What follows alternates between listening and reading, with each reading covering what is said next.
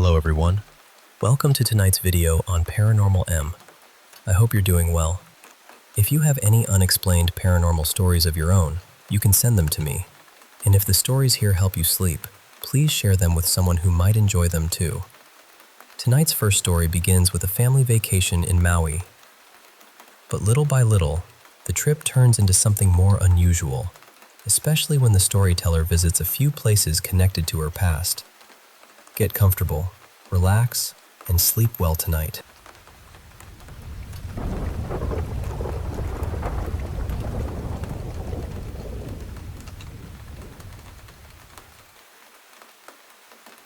It's been a few years now since this happened, and I still don't really know how to talk about it without getting goosebumps.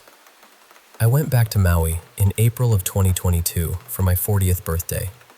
My husband surprised me with a family trip, and somehow there were 16 of us all together, staying at the Grand Wailea.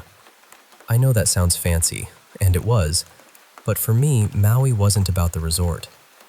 Maui had been home once.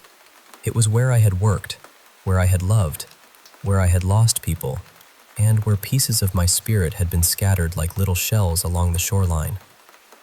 My grandmother had lived in Kihei when I was growing up, so visiting her meant getting to visit Maui. She passed away on April 26th, 2 days after my birthday. That date matters. I didn't know how much it mattered until everything unfolded. The whole trip, I kept feeling this ache in my chest. I missed the island badly. The trees, the air, the people, the feeling that the land itself knew your name. My husband could tell I needed to get away from the resort for a while, so the day after my birthday, my friend who still lived on island picked me up with another friend, and we went to Ingao Valley. Before we went, my brother had told me, "You need to get in the water and make 3 wishes." He was strangely serious about it. I had hurt my knee a couple days earlier going down the pool slides with my little girl, but I didn't care. Swollen knee or not, I was going. When we got there, I prayed for my grandmother in the Portuguese garden, and then we hiked up toward the needle. My friend knew where to go, so we left the regular tourist trail and found a quiet place facing it directly. I had brought a piece of moldavite with me, this little green stone that honestly looked like something out of a legend. I sat there alone for a few minutes, holding it, trying to connect with my dad and my grandmother, both of whom had passed. I just wanted to feel them. I wanted a message, a sign, anything. And then I heard it, clear as day inside me. Go bathe in the warrior water. I had no idea what that meant. We climbed down to the stream, and because of my knee, I basically had to crab walk down the rocks, which was not graceful at all. But when we reached the water, it felt sacred. There was a prayer written nearby in Hawaiian and English, and I asked my friends to read it over me while I dunked myself. The moment I went under, it felt electric. Not cold, not just water, energy. When I came back up, my knee didn't hurt anymore. I felt lighter, younger, almost brand new. My friend said, "You basically just gave yourself a Hawaiian baptism." And that stayed with me, because my birthday had been the day before. After that, I felt pulled to go to the Buddhist temple in Paia. I heard another message in my head, "Ring the bell for Dad." So I did. I went in, prayed, rang the bell 3 times, and waited outside for my friends to pick me up. While I was standing there, I read a plaque I had somehow never noticed before. It said the temple had been blessed by the Dalai Lama on April 24th, 2007. April 24th is my birthday. At that point, the whole day felt like a spiritual scavenger hunt, and Maui was leaving clues. The next day, April 26th, was our last day on the island. It was also the anniversary of my grandmother's passing. We were having lunch at Bistro Molokini before heading to the airport, and our server asked how my hike had gone. I told her everything. When I mentioned the phrase, warrior water, she stopped and looked at me. "What did you call it?" I repeated it. She told me that only true locals called it that. Then I showed her pictures of where I had gone into the stream, and her face changed again. She said the tree near that spot was where baby warriors were once taken the day after they were born to be blessed. That shook me. Then I showed her 2 stones I had picked up. One looked like the Iao needle, and one looked like a heart. I already knew I shouldn't take them home, so I told her I wanted to bless them and return them to the water near the chapel on the resort grounds. She smiled and said that was good. On my way to the chapel, I ran into a local friend and asked him what I should say to bless the stones. He told me, "Mahalo ke akua." So I started repeating it over and over because I didn't want to forget. Mahalo ke akua. Mahalo ke akua. Mahalo ke akua. My friend also told me the chapel doors were usually locked. I remember saying, "I bet they'll open for me." And they did. When I reached the doors, I heard another voice in my mind telling me to remove what I could and lie down. I had just come from swimming, so I was wearing a bathing suit with a wrap and a hat. I took off the wrap and hat, opened the doors, and stepped inside. The second I entered, I felt pushed to the ground.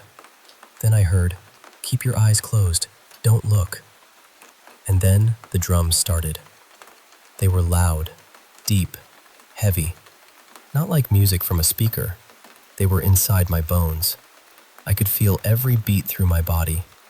I was lying there on the floor of this chapel, eyes squeezed shut, shaking so hard I couldn't move. My skin felt like it was burning. I heard chanting underneath the drums, low and steady. I thought I was losing my mind. I didn't know anything about the night marchers then. I had lived on Maui, visited Maui my whole life, and somehow nobody had ever told me what to do if you encountered them. Eventually, I couldn't stay down anymore. I gathered every bit of strength I had, stood up, lifted my arms with the stones in my hands, and yelled, "Mahalo ke akua!" The chapel filled with gold light. I walked toward the altar, crying, still hearing the drums and chants. When I reached the steps, I was thrown down again. My arms stretched out, my eyes still closed, and the pain came back, sharp and stinging, all over me. And then, suddenly, it stopped. Just like that. The pain became warmth. The fear became peace. It felt like the biggest hug I had ever been given. And I knew that hug. It was my grandmother. On the anniversary of the day she died, I felt her with me. I could hear her. I could feel her. The chapel went quiet and bright, and for a moment, it was like the whole world was holding its breath. When I could finally stand, I left the chapel. Before walking away, I turned back, knelt on one knee with my fist to the ground and my head bowed. I had never done that before. I just knew I was supposed to. Then I returned the stones to the water. When I got back to the restaurant, I was pale. Our server asked how it went, and I said, "What is going on with that chapel?" I told her about the drums, the chanting, the fire, the pain, the gold light. Her eyes got huge, and very quietly she said, "You just met the night marchers." I didn't even know what that meant, so I started searching and reading. I learned about showing respect, keeping your eyes down, lying still, and how if one of your ancestors is among them, they can claim you and protect you. Then I thought, if I was protected, maybe my daughter was too. My daughter, Ava, was 4 at the time. I took her by the hand and asked if she wanted to go pray in the chapel before we left for the airport. She said yes. We were still outside, maybe 20 feet from the doors, when she suddenly knelt down exactly the way I had knelt before. One knee down, fist to the ground, head bowed. She had not seen me do that. I took a picture because I couldn't believe it. When we went inside, I stayed near the back and let her walk ahead. As soon as she entered, she started bowing over and over, moving toward the altar with her arms rising and falling. When she reached the front, she bowed again, stayed there for a little while, and then came running back to me. She hugged me hard and looked at me with enormous eyes. Then she said, "Mommy, you make fire out of rocks." And after that, she said something I will never forget. "They want you to know thank you for coming to the real Maui." I didn't know what to do with that. I still don't. We left the chapel and went to meet my husband and son near the front of the hotel where the airport shuttle was waiting. While we stood there, my daughter pointed at the statue in the roundabout and shouted, "Look, Mommy, it's a night marcher." The bellman just stared at me. On the shuttle, I tried to act normal, but inside I was spinning. I made small talk with the driver and asked about a gated grassy road I had been curious about all week. He told me it was Oprah's road and said maybe next time he'd take me up there. He was Hawaiian, older, warm, with white hair and painted white nails. I asked him his name. He said, "My name is Pele." And later I learned that, in some stories, Pele may reveal herself after an encounter with the night marchers. Even after we left Maui, the signs kept following me. On the plane, I watched a light little movie just to calm down. And out of nowhere, one of the characters said, "Watch out for those night marchers." When we got back to California, my eyes were swollen nearly shut. I went to urgent care thinking it might be pink eye, but it cleared on its own. I still believe it had something to do with taking pictures inside the chapel. A week later, I got a call from an art director in Lahaina asking me to create pieces for Oprah. And later, I remembered something my grandmother used to say all the time when I was little. She would warn me to watch out for the menehune. That was the word she used, so maybe that's why I had never connected it to the night marchers before. I know this is a lot. I know it sounds impossible. But I remember every second. The water. The drums. The gold light. My daughter bowing without knowing why. The warmth of my grandmother's spirit. And more than anything, I remember the feeling that Maui had not just let me visit, it had answered me.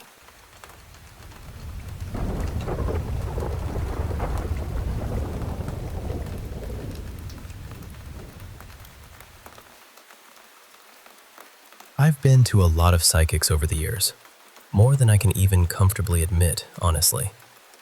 I think it was because there was this one person I couldn't get out of my mind, and a part of me kept hoping someone would tell me something that felt real. And you know, I had all kinds of readings. Some were terrible, some were decent, some felt like they were just throwing words into the air and hoping I'd catch one. But out of more than 50 readings, maybe 4 actually stayed with me. There was one woman I saw twice. The first time was in person, and she picked up on so much about me. She picked up on this man I'd been thinking about too, in a way that honestly caught me off guard. I tried to go back to her about a month later, but she turned me away right there in person. Not rudely, exactly. More like she just knew I wasn't supposed to get another reading yet. Then, a couple of months later, I called her. She didn't even see me face to face that time.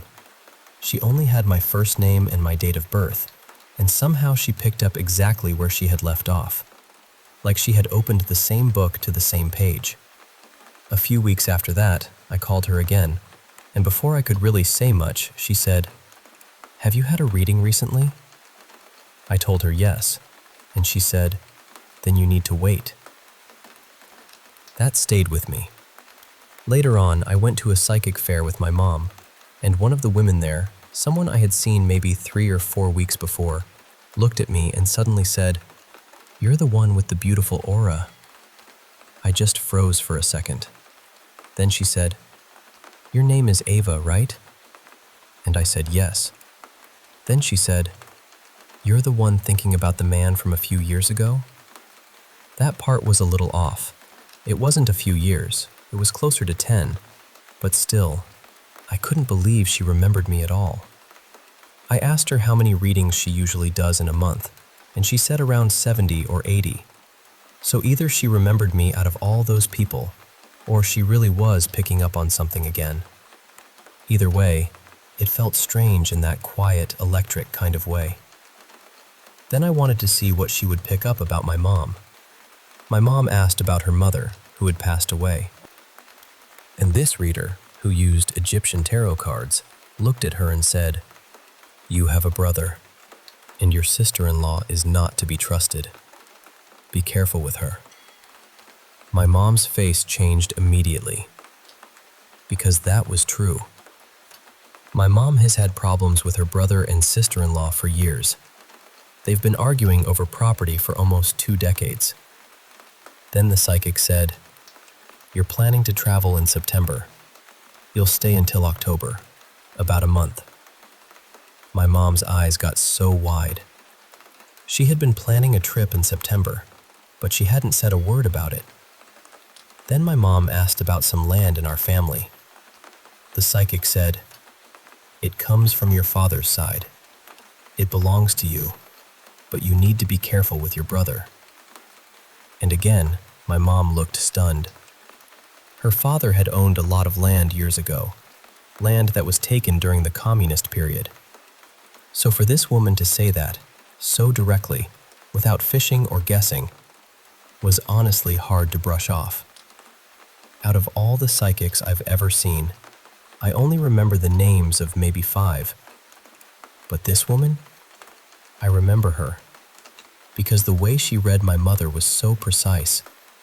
No hesitation, no vague little clouds of maybe. She just said it. And the September travel thing still gets me. The brother, the sister-in-law, the land, all of it. At one point, I told her, "You're really good." And she almost looked offended. She said, "Don't say that. It's not me. It's God." That also stayed with me, because she didn't try to sell us anything afterward. No cleansing, no candles, no special rituals, no extra money. Nothing. She just gave the reading. There was another reader once, a man at a little bookstore, who immediately picked up that the person I was asking about was in another country. That was the very first thing he said to me. And this woman at the fair gave me a time frame for when I should reach out to him. But more than anything, I still can't get over the fact that she remembered my name and my aura, my beautiful aura.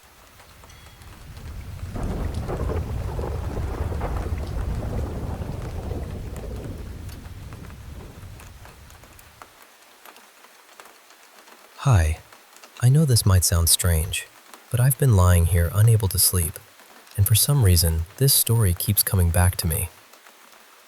It happened in 2017, and before that trip, I really didn't believe in paranormal stuff. I was the person who always had a practical explanation ready, but after this, I don't know.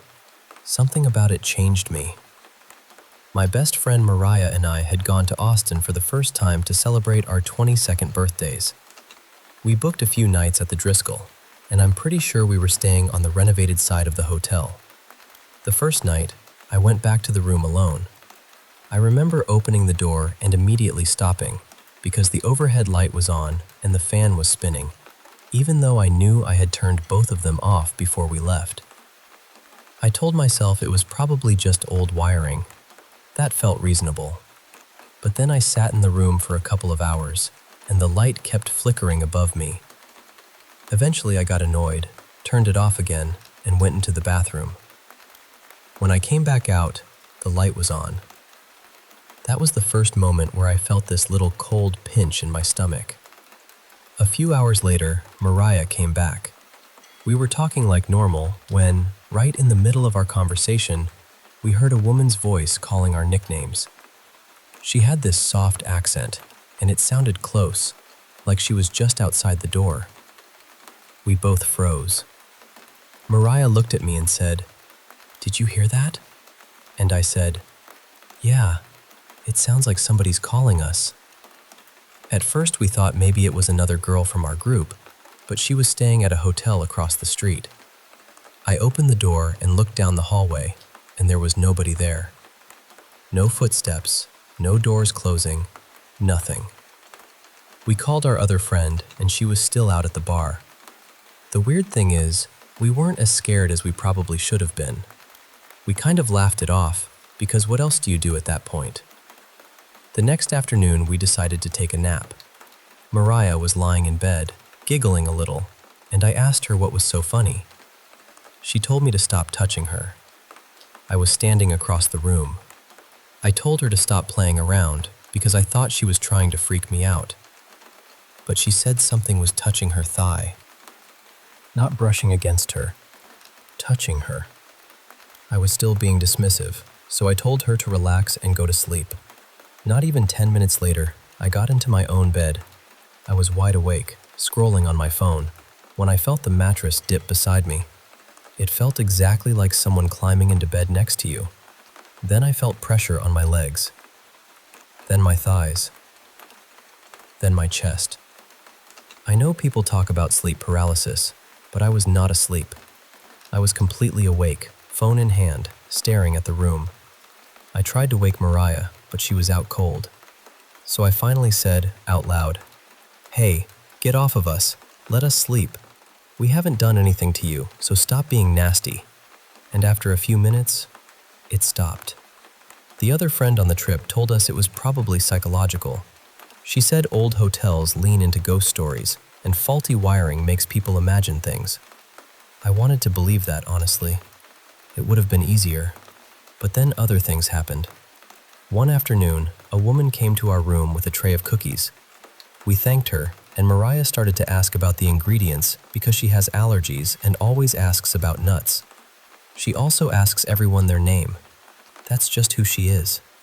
The woman gave a name, smiled, and then she was gone. I mean, gone fast. No elevator sound, no stairwell door, nothing. Mariah called the front desk and asked for the employee by name. The person at the desk said nobody by that name worked there, and there was no record of cookies being sent to our room. Then there was the man in the lobby. One night, we'd been out on Dirty Sixth and came back to the hotel late. I was walking toward the lobby bathroom when this man in a full black suit stopped me. He had these old-fashioned mutton chops, like something from a Civil War photograph. For context, I'm black, and the way he spoke to me felt very pointed. He asked where I was going and demanded to see my room key. I told him I was a guest and just needed the restroom, but he got more irritated. I saw the same front desk worker we'd been seeing all weekend and called out, "Hey, can you tell him I'm staying here?" The front desk guy didn't say anything. At that point, I got mad. I told the man hotel lobbies are common areas, and I wasn't showing him anything just to use the bathroom. Mariah started asking if he even worked there, and he claimed he was a manager. Eventually, I just walked away, irritated and tired. The next morning, around 6, we got up to get donuts and decided to ask the front desk about him. Mariah called him the colonel-looking dude, which was honestly accurate. I went right up to the desk and asked the employee, "Why didn't you say anything to that man in the black suit last night? We've been talking to you all weekend and you just let him bother us?" The employee looked genuinely confused. He said, "What are you talking about?" I said, "The manager, the man with the mutton chops." And he told me, "We don't have anyone here who looks like that. I've been here all night." That moment made my whole body go still, because the lobby had all these old photographs on the walls. Men from another time, dressed almost exactly like him. I still don't know what we experienced in that hotel. I just know it didn't feel like a trick, or a misunderstanding, or a spooky story made up for tourists. It felt like something noticed us, and for 3 nights, it made sure we noticed it back.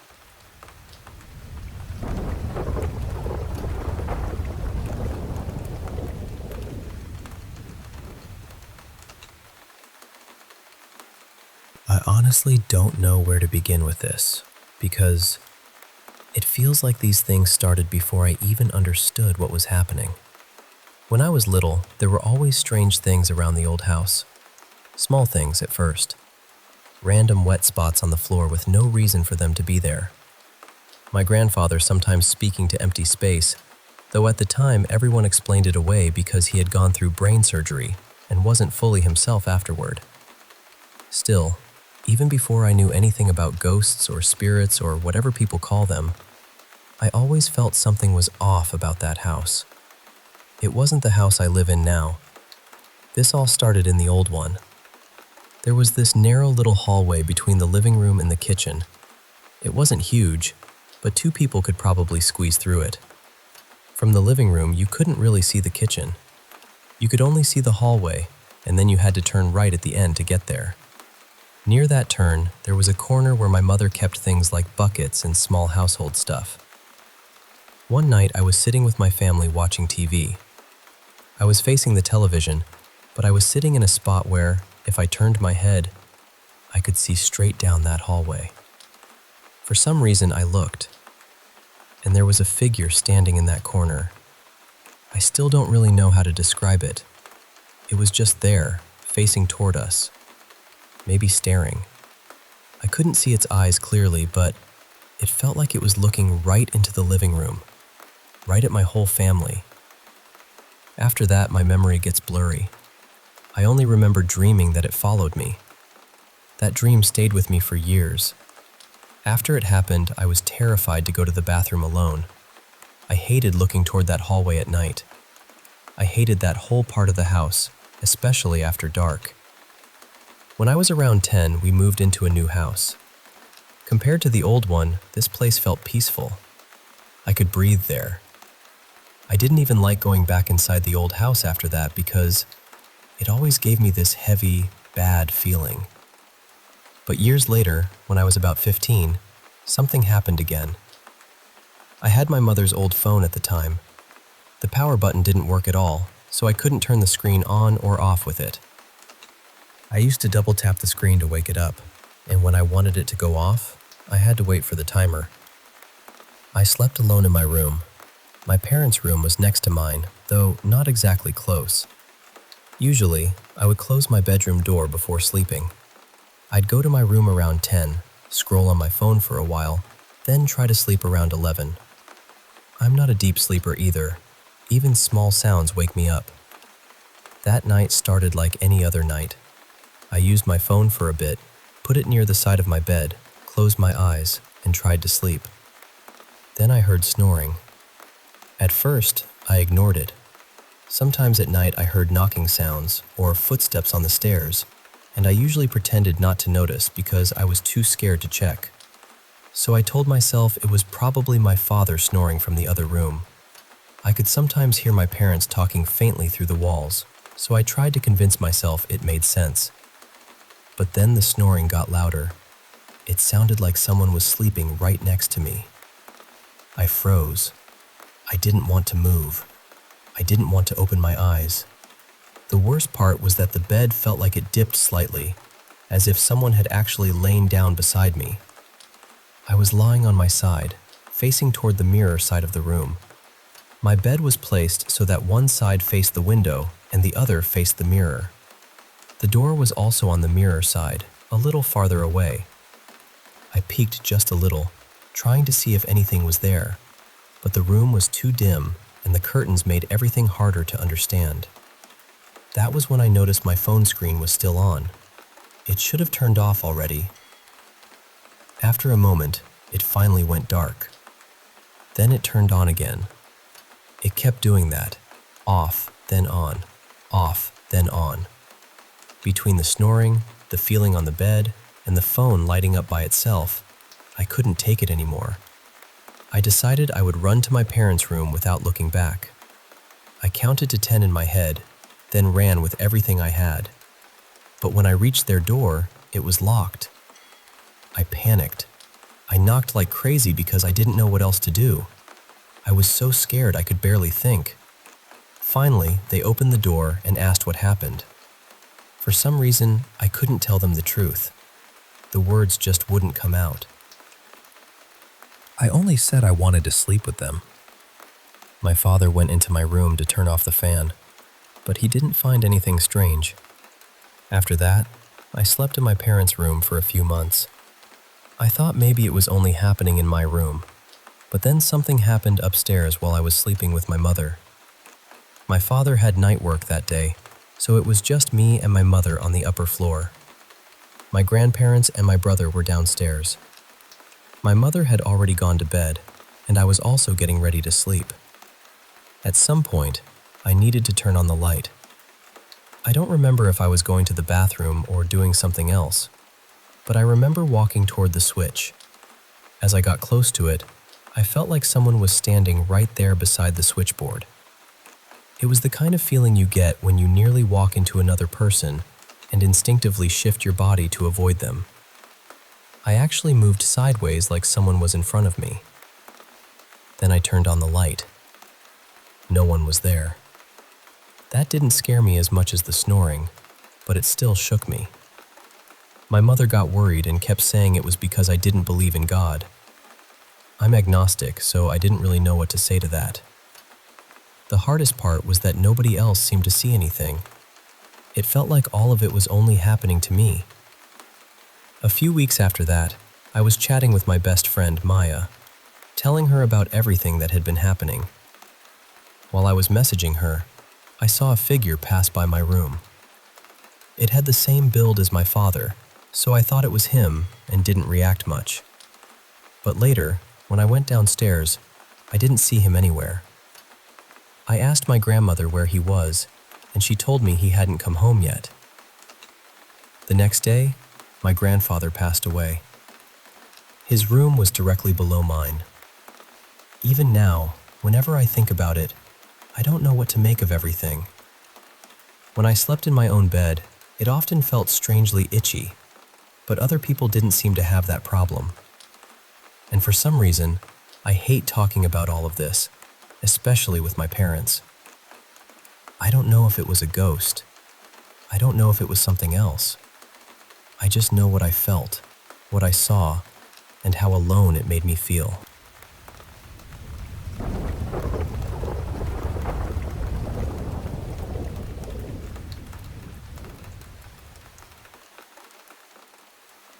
When I was younger, probably around 11 to 13, I truly believed my bedroom had something in it. At first, it didn't feel evil. Strange, yes, but not exactly threatening. I remember one night looking toward the top of my wardrobe and seeing this dark shape curled up, almost like a tiny baby. It stayed with me because before I was born, my mom had lost a baby. Later, she told me that sometimes at night she would hear a baby crying, and she'd come check on me and my siblings, but we'd all be fast asleep. After that, though, things started to feel heavier. Most of it happened at night in the beginning. I'd be lying in bed, trying to sleep, and I would feel movement around me, like someone was shifting close by. Once, I felt breath right against my ear. Another night, I heard someone say my name very clearly. Not faintly, not like a dream. It was loud enough that my whole body froze. Thankfully, I'd already been told not to answer anything like that, so I didn't. There were little things too.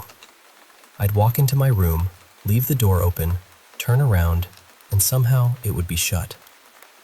I got so scared that I started sleeping with my lamp on and the television playing. But then the TV began acting oddly, changing or flickering in ways that made me feel like even that wasn't safe anymore. The worst part, and the thing that happened the most, was my mattress shaking. I could be completely still, holding my breath almost, and I would still feel it trembling under me. Sometimes I could even see it moving. It happened so often that I dreaded going to bed. Eventually, things began happening during the day too. Not as intense, but enough to make me feel watched. A cable lying flat on the floor would suddenly flip up. Curtains would move when there was no breeze. Once, there was loud stomping in the attic, and it wasn't just me who heard it. My dad heard it too, and so did a friend who was over at the time. I also remember seeing dark, hooded shapes pass by outside my bedroom window, even though there shouldn't have been anyone there. My sister shared the room with me, and she didn't experience things as strongly as I did, but she did say the room sometimes felt wrong. She'd feel like she wasn't alone. She noticed things moving too. And every now and then, she'd wake up terrified, saying she could see someone standing in the room. Things calmed down after a while. My mom told me that if something was bothering me, I should ask it to stop. She said spirits can listen. So I started doing that. I would say, gently but firmly, "Please stop. You're scaring me." And oddly enough, it did seem to help. A year or two later, I moved into another bedroom. I thought maybe that would be the end of it, but instead my sleep paralysis became much worse. I had terrifying nightmares, moments where I woke up unable to move, and even one experience where I felt like I was outside of my body. The furniture in that room sometimes felt unusually cold, almost icy, and the mattress shaking followed me there too. Every night, or close to it, I felt that same trembling underneath me. When I was around 16, I got a dog, and one night we were sitting in the living room together. She suddenly locked her eyes on one corner of the room, like she was watching something move. Her head followed it slowly, even though I couldn't see anything. Then she started barking and chasing whatever it was around the room. That frightened me more than I expected, because animals don't usually pretend to be scared. Now I'm in my late 20s, and I've had other strange experiences as an adult. I've seen what I believe were spirits. Some didn't feel harmful, but they were still not exactly welcome. I've also heard and sensed my 2 rabbits after they passed, and those moments feel different, softer, comforting. My sister has even said she hears them running around sometimes when she visits. As I got older, I became more connected with witchcraft and paganism, and I think that helped me feel less helpless. It gave me language, tools, and a sense of control. It also helped me find other people who have experienced things they can't easily explain. But the mattress shaking has never fully left my mind. It doesn't happen constantly anymore, but recently it started again. I haven't been sleeping well. I've been going through something emotional with someone, and it's also close to the anniversary of losing one of my rabbits. So now I keep wondering, is the shaking something paranormal, or is it something my mind creates when I'm under stress? And if the mattress shaking was in my mind, then what about everything else from my childhood? I did go to doctors more than once when I was younger, because honestly, I was scared I was losing touch with reality. But no doctor or mental health professional ever gave me a clear explanation, and I was never diagnosed with psychosis. I also had other frightening experiences when I was very young. I remember faces in posters seeming to move. I saw bugs crawling across walls when nothing was really there. And once, the worst one, I saw a porcelain doll come to life. In my memory, it walked along the shelf, turned its head toward me, and its eyes glowed green. Because my childhood was traumatic, and because I lived in an abusive household, I know my memory of that time isn't perfect. Some things are hazy. Some things feel sharp enough to cut glass. So I'm left with questions. Were those experiences spirits? Were they fear? Were they my mind trying to survive an unsafe home? Or was it some mixture of all of it? I don't know. But I do know this. The fear felt real. The shaking felt real. And even now, all these years later, part of me is still trying to understand what was really in that room with me.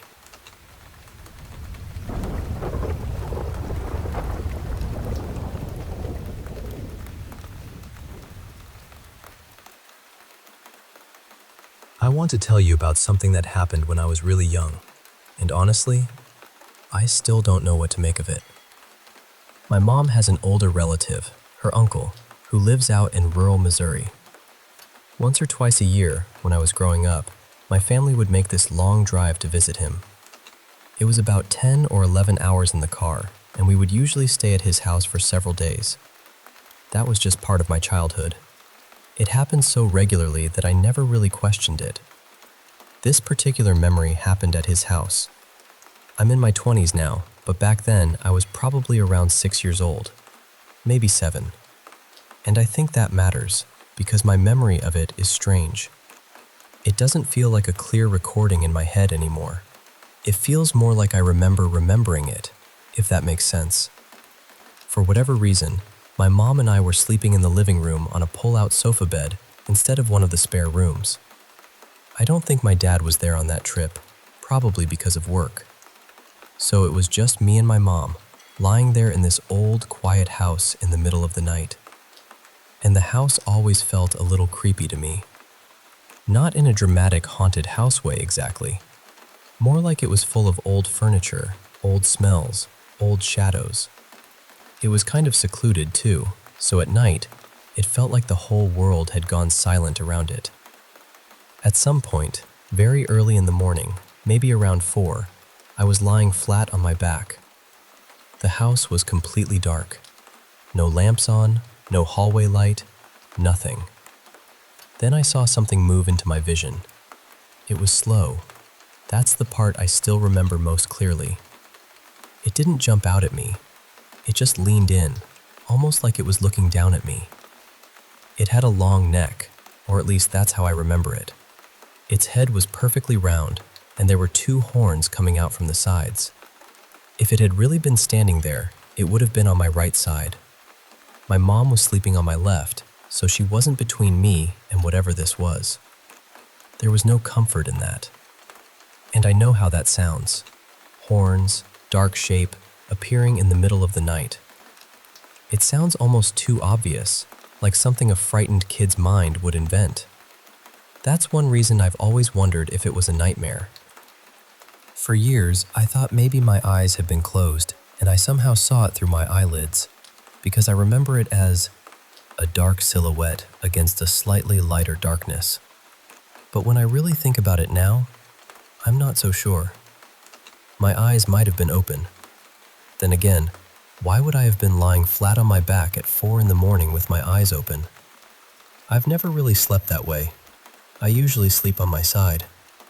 So that's another thing that makes me question it. But then there's the part that still unsettles me. I remember it speaking. Just one word. Hello? That was it. Nothing else. Just a simple, quiet hello. The voice was deep and rough, almost watery, kind of like the voice of Davy Jones from Pirates of the Caribbean. And when I was little, I was terrified of that character. I was also raised in a Christian household, so I had this childhood fear of the devil too. Add that to an old, dark house that already made me nervous, and I can absolutely see how all those fears could have tangled together in my sleep and turned into one awful nightmare. But what makes me hesitate is what happened after. I don't remember waking up. I remember the figure slowly moving out of my field of vision, and then I just lay there. I squeezed my eyes shut and stayed completely still. I was too scared to move, too scared to wake up my mom, too scared to even roll over, because I had this horrible feeling that it might still be in the room with us. I stayed like that for what felt like hours, and I remember my body getting uncomfortable from holding the same position for so long. It wasn't sleep paralysis.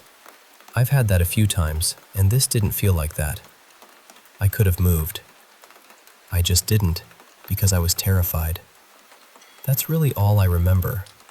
I've never had much in the way of paranormal experiences, even though I've always believed there's more out there than we understand. I've always been interested in that kind of thing, but this is the one memory I keep coming back to. I don't know if it was a dream, a nightmare, my imagination, or something else entirely. I just know that all these years later, I can still picture that shape leaning over me in the dark, and I can still hear it say, hello.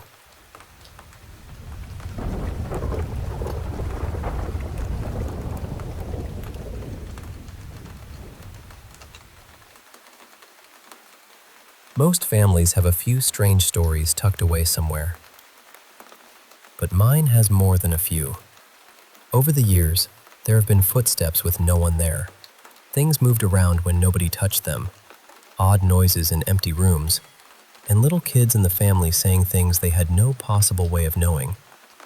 But the one that stayed with me the most is the one we ended up calling cat eyes.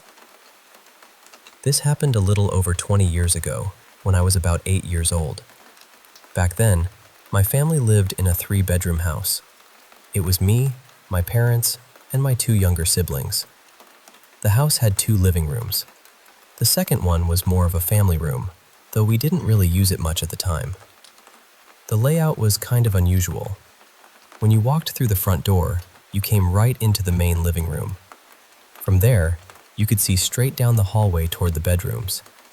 If you moved a little farther in, the kitchen was off to the left, and just past the kitchen was the family room. So from the couch in the main living room, you could see into the kitchen, and if the angle was right, into part of the family room too. At that point, the family room was mostly empty. There was an old cloth rocking chair in there, maybe a couple of spare chairs from the kitchen, but not much else. That night, I was sleeping on the couch in the main living room with my younger brother. It was just a normal night. We had the TV on, probably cartoons, and we both drifted off. Sometime in the middle of the night, I woke up. When I was a kid, I had this habit where I'd wake up, go get a drink of milk, and then fall right back asleep. I did it all the time. So when I opened my eyes that night, I didn't think anything of it at first. I was lying on my side facing the TV. The television was still on, and it was the only light in the house. That bluish flicker was moving across the room, making everything look dim and soft around the edges. I sat up and looked toward the kitchen. That's when I saw her. In the family room, right in the middle of the floor, was the old rocking chair, and sitting in it sideways was a girl. She looked maybe 10 or 11 years old. She was leaning against the back of the chair, turned just enough to face me. She wasn't sitting normally.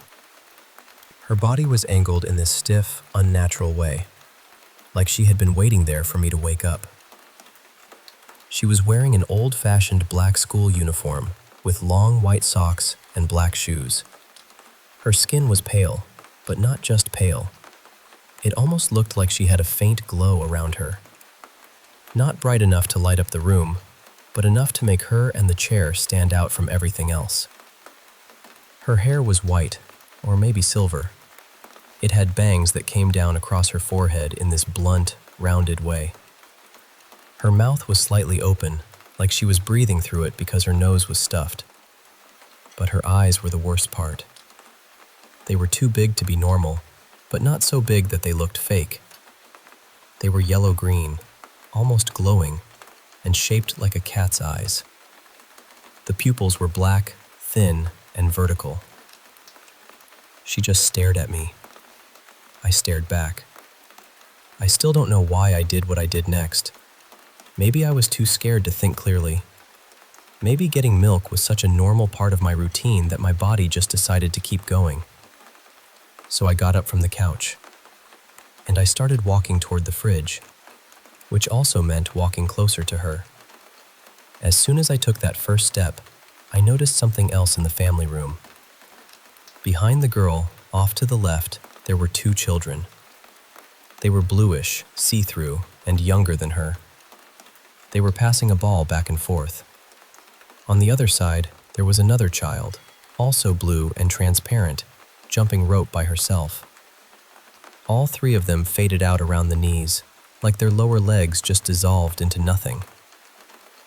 Then I heard it. Playground sounds.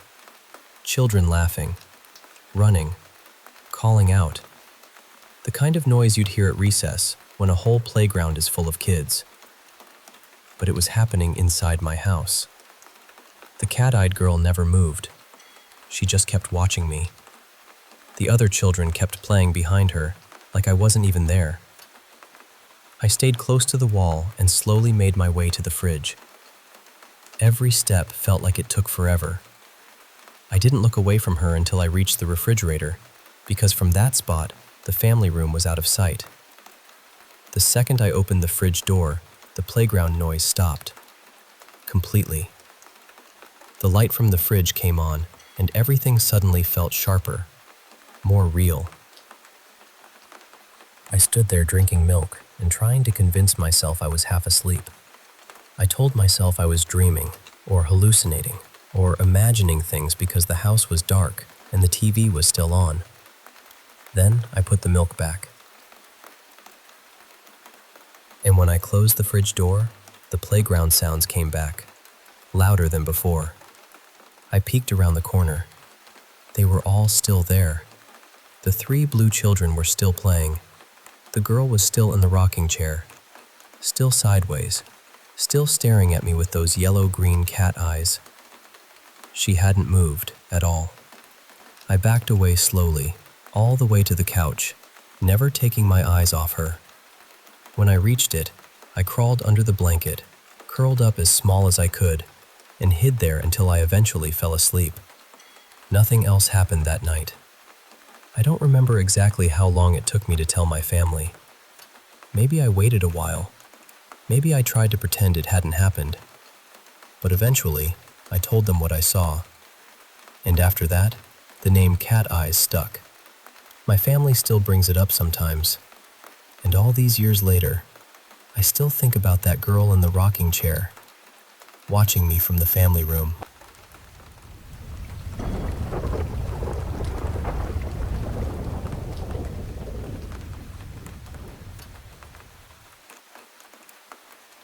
A little over a year ago, my whole life changed in the most painful way.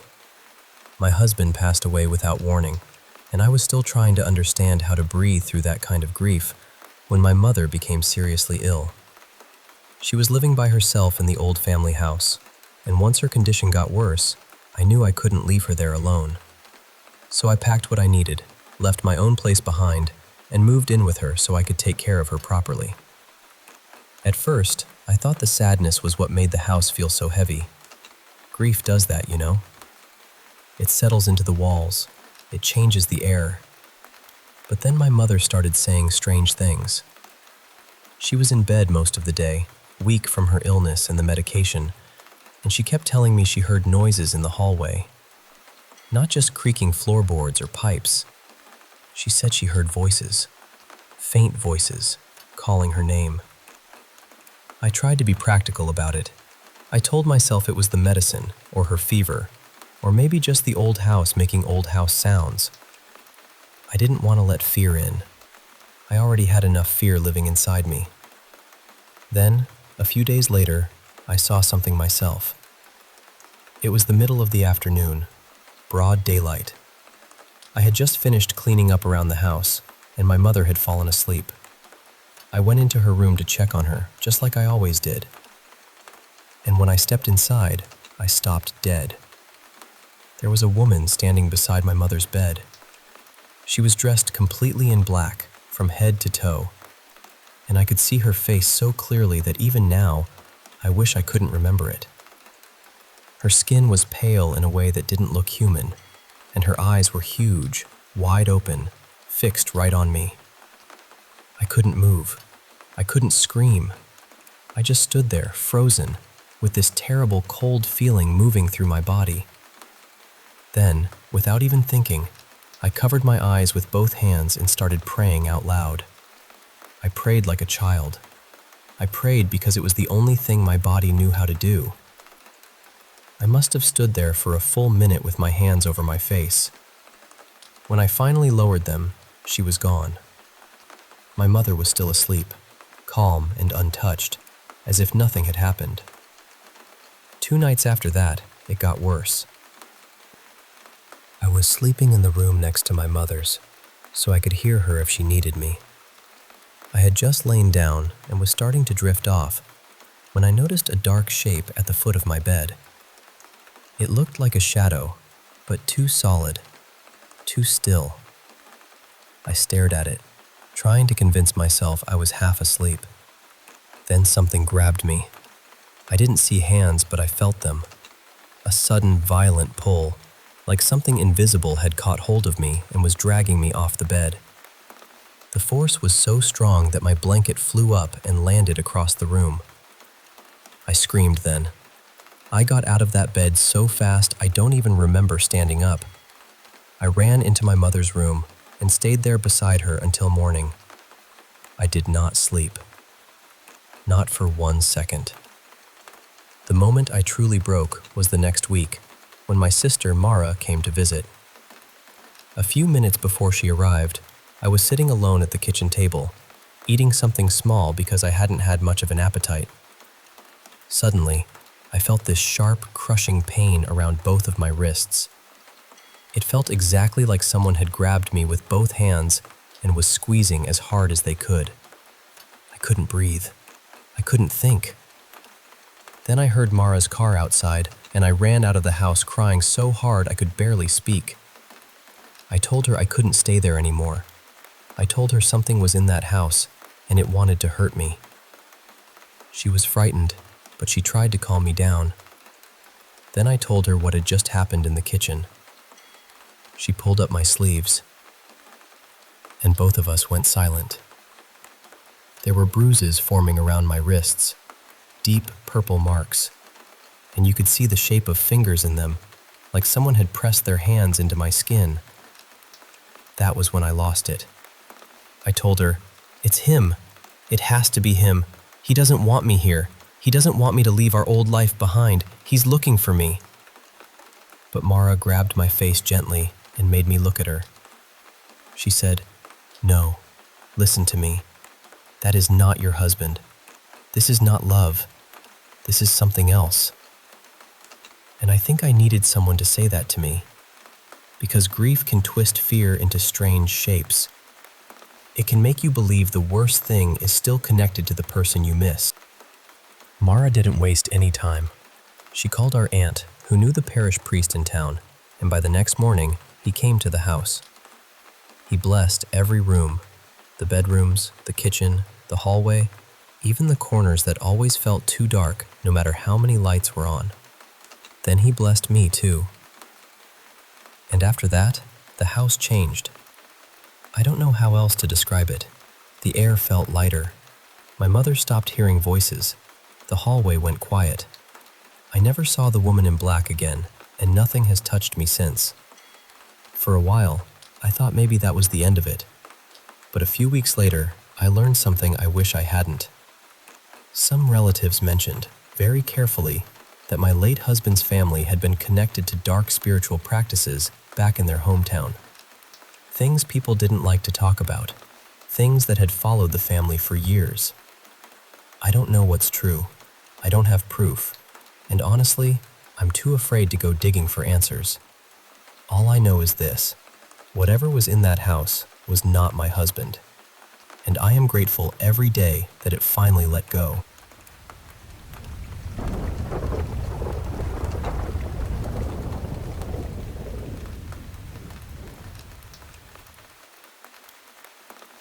I wanted to share a few experiences that, to me, felt like signs from the afterlife, from my beloved dad. I'll call him Ray here. He passed away in December 2025 at just 58 years old. Before losing him, I was honestly a huge skeptic when it came to anything paranormal.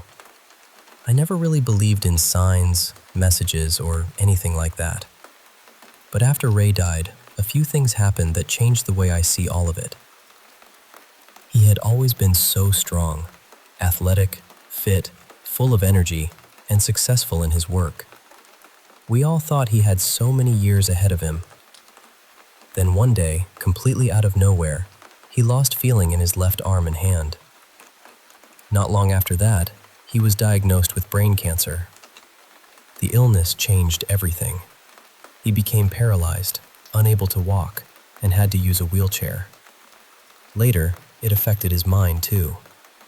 The tumor caused dementia and hallucinations, and I became one of the people caring for him until the end. It was heartbreaking to witness, but also one of the greatest privileges of my life. I got to be there for him, the way he had always been there for me. Before he died, Ray used to say something very specific to me. He told me that if I ever saw a man wearing a beige hat, and that man lifted the hat to greet me, then I should know it was him sending me a message from the other side. At the time, I would just smile and gently go along with it. I thought it was sweet, but I didn't really believe it. But since his passing, I've seen it happen more than once. Men in beige hats, different kinds too. Caps, flat caps, wide-brimmed hats, even one that looked almost like an old-fashioned fedora. They would catch my eye as I passed them, and then lift their hats slightly, almost like a quiet greeting. That had never happened to me before he died. Not once. And then suddenly, after he was gone, it started happening. There was also a song we shared together. It was Father and Son by Cat Stevens. We listened to it often, and it was played at his funeral. Ray used to tell me that if I ever heard it randomly, I should take it as a sign from him. I live in Hong Kong, and that song is not something you usually hear playing here, especially not in taxis where the radio is usually focused on Chinese music. But over the past year, I've been in several taxis where that exact song suddenly came on. Each time, it felt uncanny. The air would turn cold, even in the middle of Hong Kong heat and humidity. I remember one driver actually mentioning that he had goosebumps too. We both felt it at the same time, this strange chill that didn't match the weather at all. And then there was the day of his funeral. Before Ray passed, he told me he believed he would die at 5 p.m. I remember thinking that was such a strange thing to say. How could anyone know the exact hour they would leave this world? But he was right. He took his last breath at 5 p.m. A few weeks later, we held his funeral in a beautiful garden. It was one of those bright, clear days where the sky looks endless. There wasn't a single cloud above us. Then, exactly as the clock reached 5 p.m., rain began to fall. Not a drizzle either. It poured. Maybe some people would call all of this coincidence. I understand that. I probably would have said the same thing once. But to me, these moments felt personal. They felt like Ray finding ways to say, "I'm still here." I'm sharing this for anyone who has lost someone important and is trying to make sense of the silence they leave behind. I don't expect everyone to believe it. I only know what I felt. These experiences opened my heart to the possibility that love does not simply disappear when someone dies. Maybe it changes shape. Maybe it becomes a song in a taxi, a sudden chill in the heat, rain at exactly the right moment, or a stranger lifting a beige hat on an ordinary street.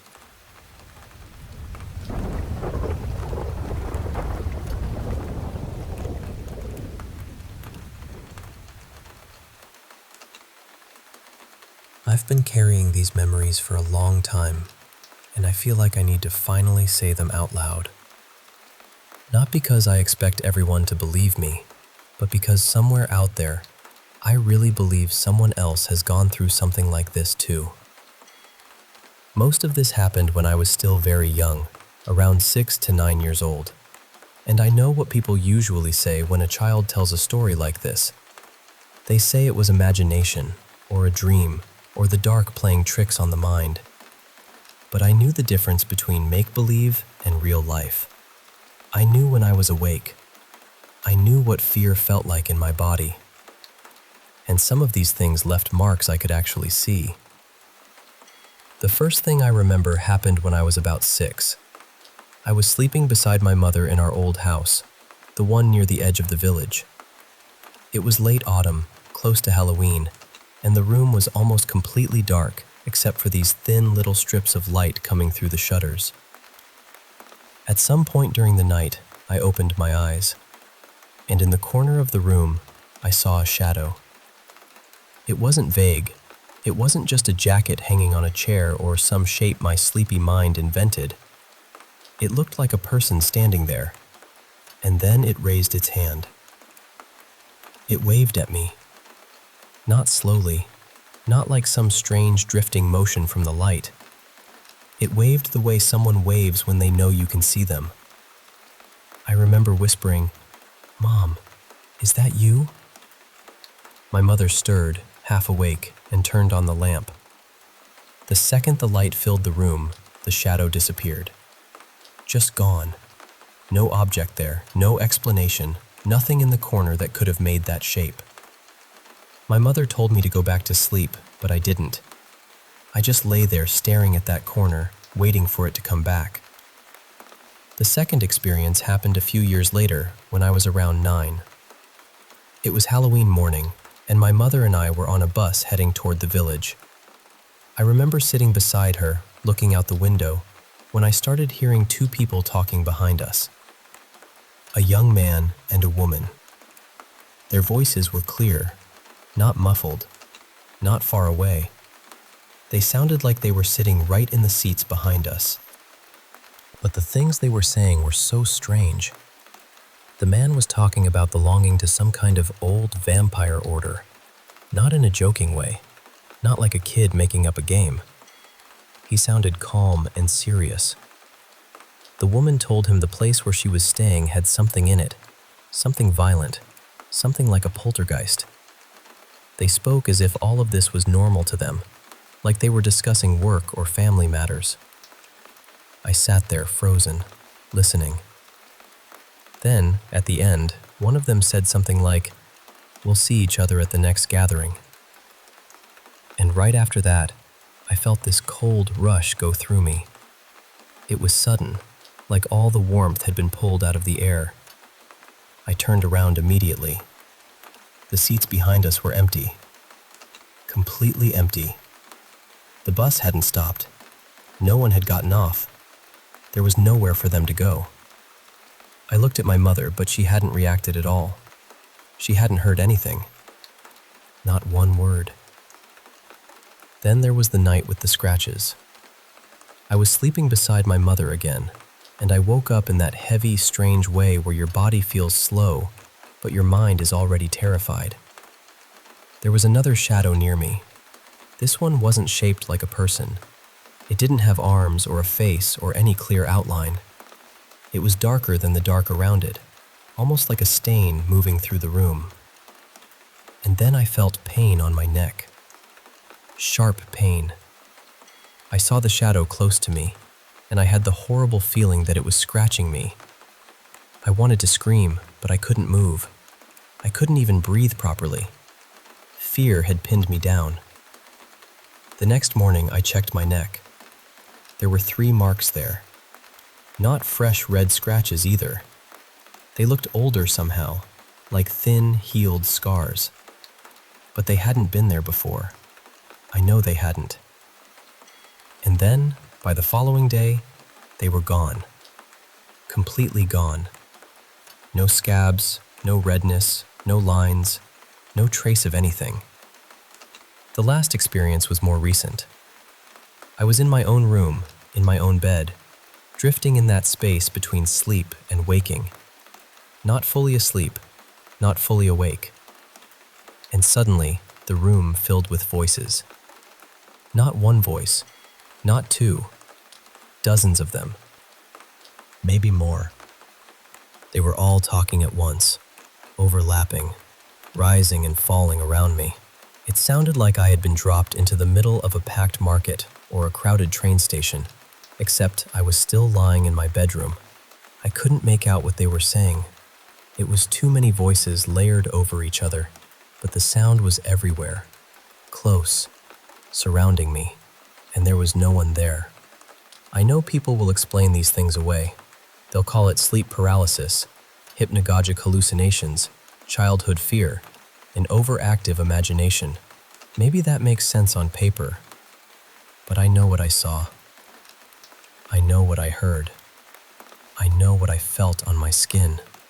And I keep wondering whether anyone else has seen a shadow that seemed aware of them, a shadow that waved, or heard a full conversation from people who vanished the moment you turned around. Because I don't think I was alone in this. I really don't.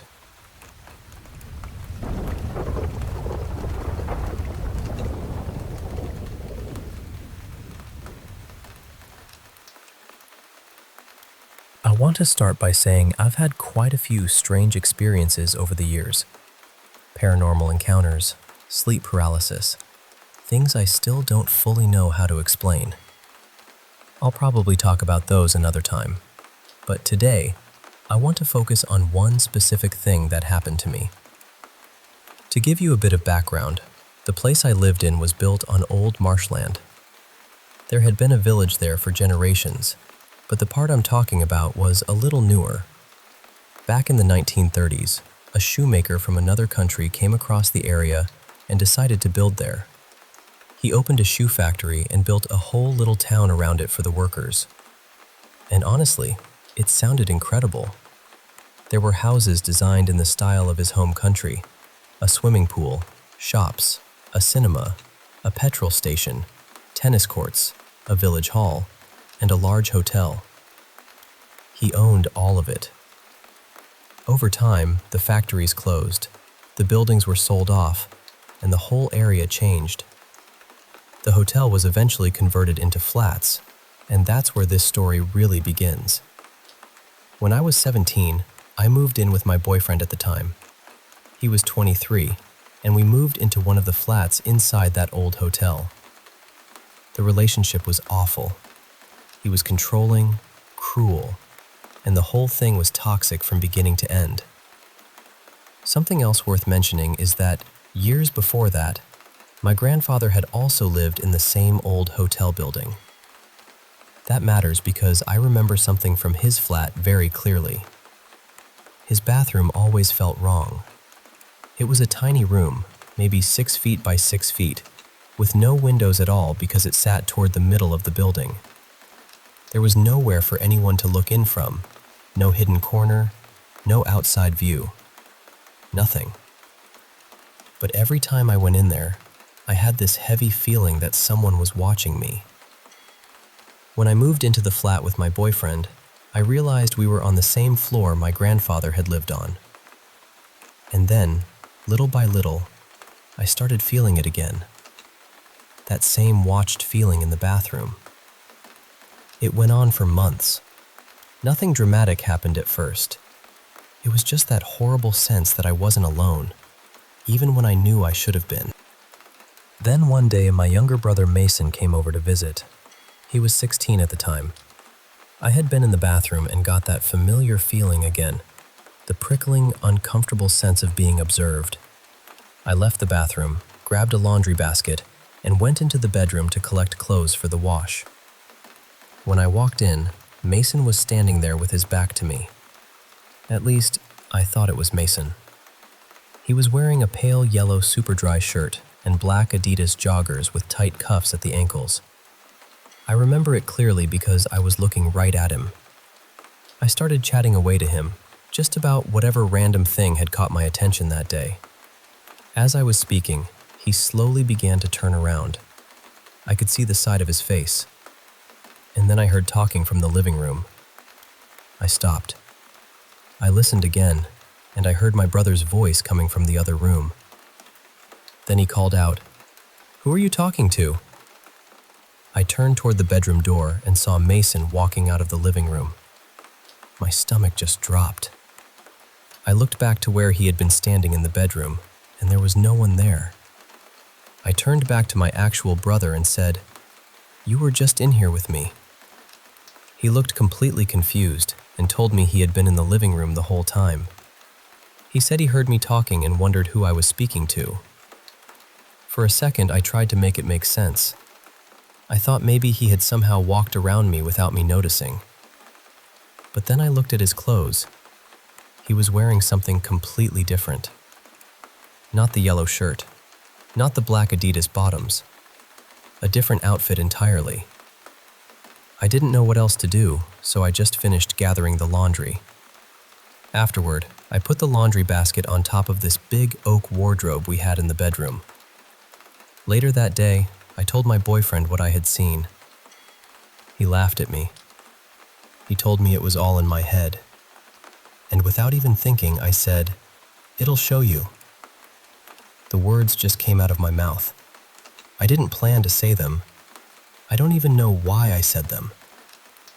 That night, both of us woke up at the exact same time and sat straight up in bed. Neither of us knew why. And the moment we sat up, that laundry basket flew from the top of the wardrobe. It didn't fall. It didn't slide. It flew. It shot across the room, all the way from one side of the bedroom to the other, and slammed into the opposite wall. That room was long, maybe close to 20 feet, and the basket crossed it like it had been thrown. I just looked at my boyfriend and said very calmly, "I told you it would make itself known." He sat there with his mouth open, completely stunned. And somehow, I just lay back down and went to sleep. Not long after that, we moved out of the old hotel. Then the relationship ended soon after, which honestly was for the best. For years, I didn't really understand what had happened. Then I started seeing people talk about mimics, and it made me think about that day in a different way. The strange thing is, I never felt like whatever it was wanted to hurt me. If anything, it felt like it was on my side, especially when it came to my boyfriend. But when I read about mimics taking the shape of someone you trust, sometimes to draw you in or trick you, that unsettled me more than I expected. So I still wonder about it. Was it a mimic? Was it something attached to that old building? Or was it something else entirely?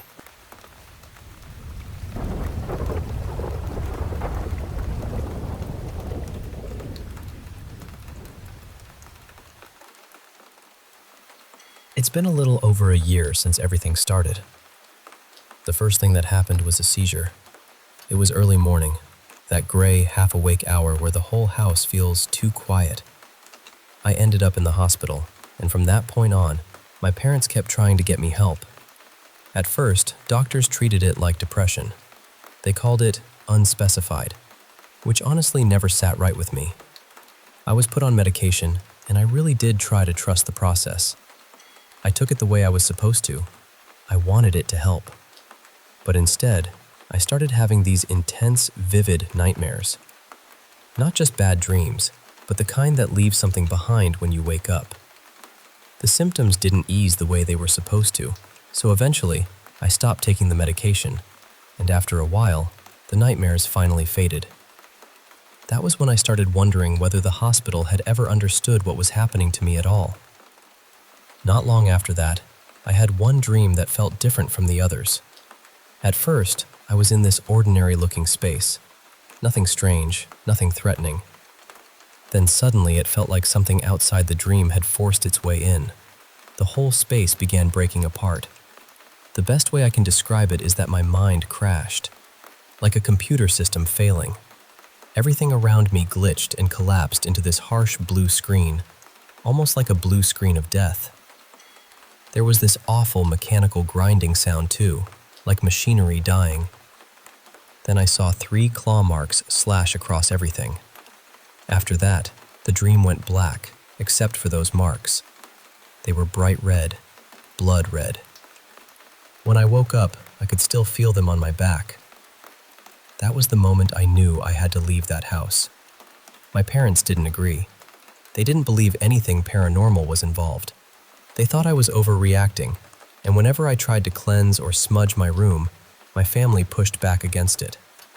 I felt trapped, like I was being left exposed to whatever was happening. So I moved out anyway. I went to stay with my fiancé, Evan, and honestly, that was the best decision I could have made. For the first time, I had space to practice my own beliefs without constantly being dismissed or interrupted. After I left, the attacks became less intense, but they didn't stop completely. I still heard voices.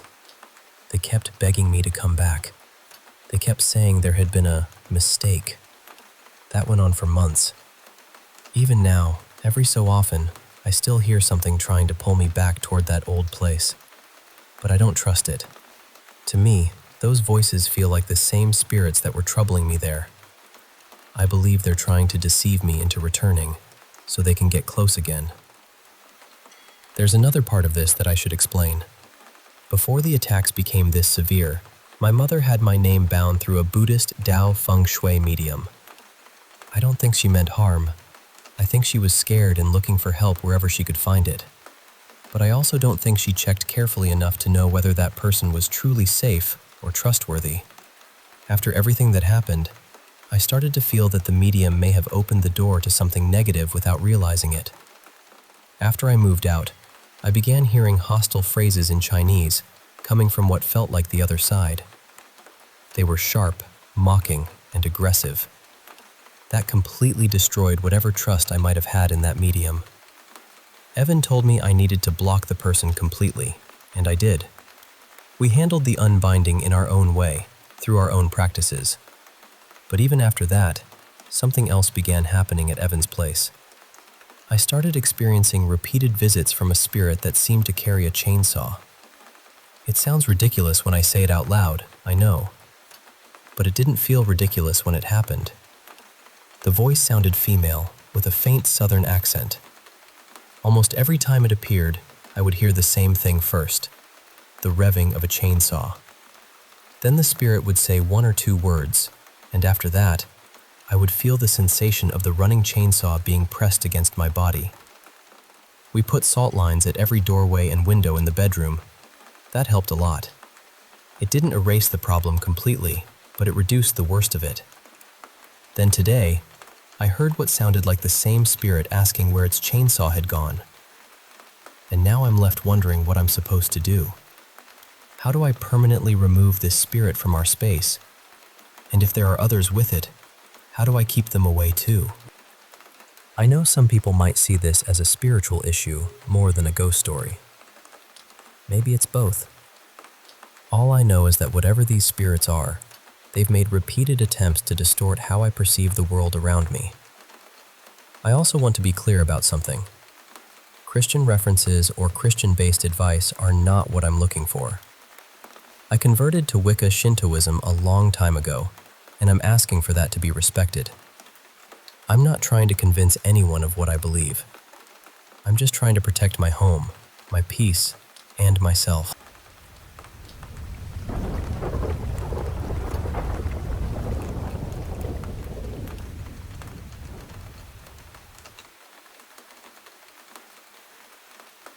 I've told a couple of strange stories before, including the one about the yellow-eyed thing, and the only time I ever saw my granddad look truly afraid.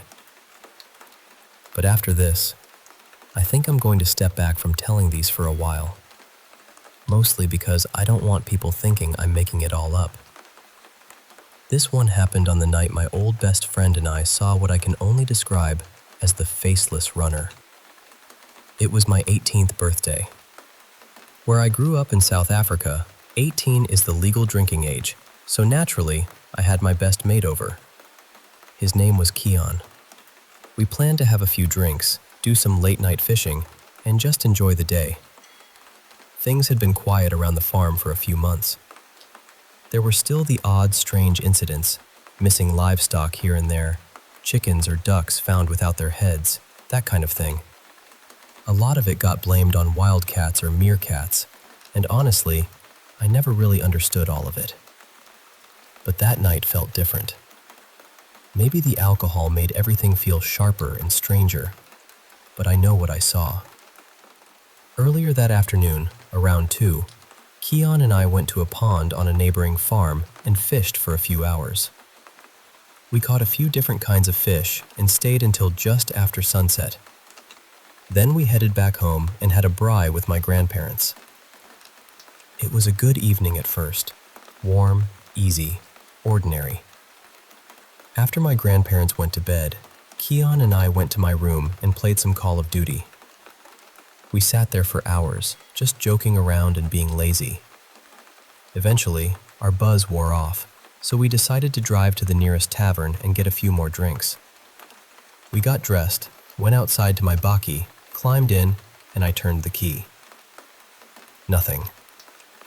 The engine didn't even want to try. My granddad was a diesel mechanic, so we woke him up and asked him to take a look. He checked everything.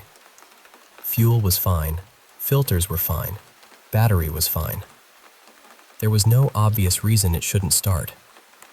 Eventually, we gave up and went back inside. That's when the whistling started. At first, it was quiet, just a few off-key whistles. We thought it was coming from the game, maybe some background sound or dialogue, so we ignored it.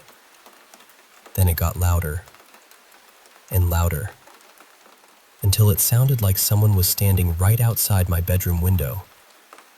We paused the game. About 2 seconds later, the whistling stopped too. Keon and I looked at each other, and then we went outside to check. You have to understand, farm attacks were something people worried about constantly, so that fear was always sitting somewhere in the back of your mind.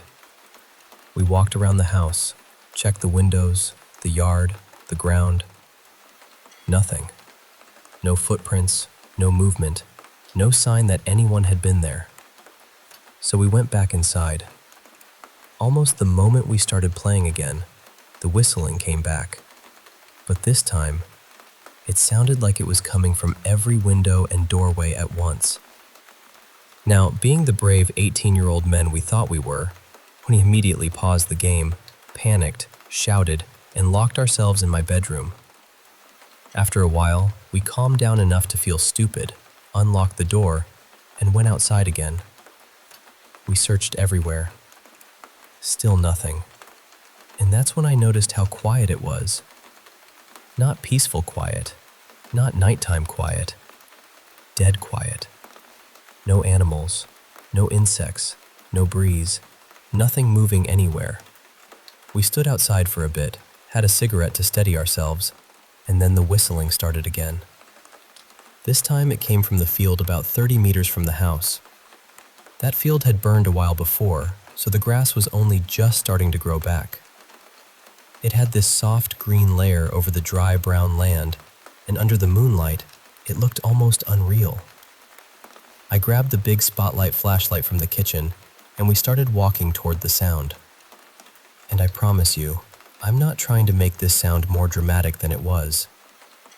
There was a man standing in the field, not moving, not turning, just standing with his back to us. He was tall, taller than my granddad by at least a full head. He wore an old, ragged sun hat, a faded beige-gray jacket, and dark trousers. And beside him was an animal. It looked like a dog, but not completely. Its legs were too long and too bushy, and the joints looked wrong, like they bent the way they weren't supposed to. Its snout was stretched out and strange, far longer than it should have been. They both just stood there. Keon and I moved closer, slowly. We got within maybe 4 meters. Then the man and that thing beside him turned around at the exact same time. The dog, or whatever it was ugly in a way I can't properly explain. Twisted, misshapen. And the man, we couldn't see his face. It wasn't covered. It wasn't hidden in shadow exactly. It was just like there was nothing there that my eyes could understand. We thought for one brief moment, maybe he was a neighbor. Maybe someone had gotten lost and wandered onto our land. So we kept walking toward him. But when we got about 2 meters away, something strange happened. Every step we took forward, he seemed to take 1 step back. Not quickly, not obviously, but the distance between us stayed the same. We stopped after a few more steps and just stared at him, trying to make out any feature, any detail, anything human. The silence was unbearable. I remember turning to Keon and asking, "What do we do?" Before he could answer, the whistle came again. It came from the man, from where his face should have been. That was enough for both of us. We started backing away, keeping our eyes on him. Step by step, slow at first. Then he started walking toward us. Every step we took back, he took 1 forward. Then for every one of our steps, he took 2. Then he and that awful dog-like thing started running. We turned and bolted for the house. I could hear him behind us. I could hear the movement, the pace, the way he was keeping up far too easily. Near the last stretch, maybe 15 or 20 meters from the house, Keon tripped hard. Later, he swore something pushed him. I didn't see it happen clearly, but I believe him. I really do. We made it inside and slammed the door. Then there was nothing. No footsteps, no whistle, no animal, no wind. Just silence again. We didn't sleep that night. The next morning, my grandparents said we were probably drunk or worked up or imagining things. Nobody believed us. But Keon was there. He saw what I saw. And even now, if I sat down and really tried, I think I could still draw that horrible dog. I could probably even find clothes close to what that man was wearing. But I still don't understand how he moved like that. How did he match our speed? How did he get so close so quickly? And why couldn't we see his face? That part bothers me most, because it wasn't just dark. It wasn't just far away. There was simply nothing there.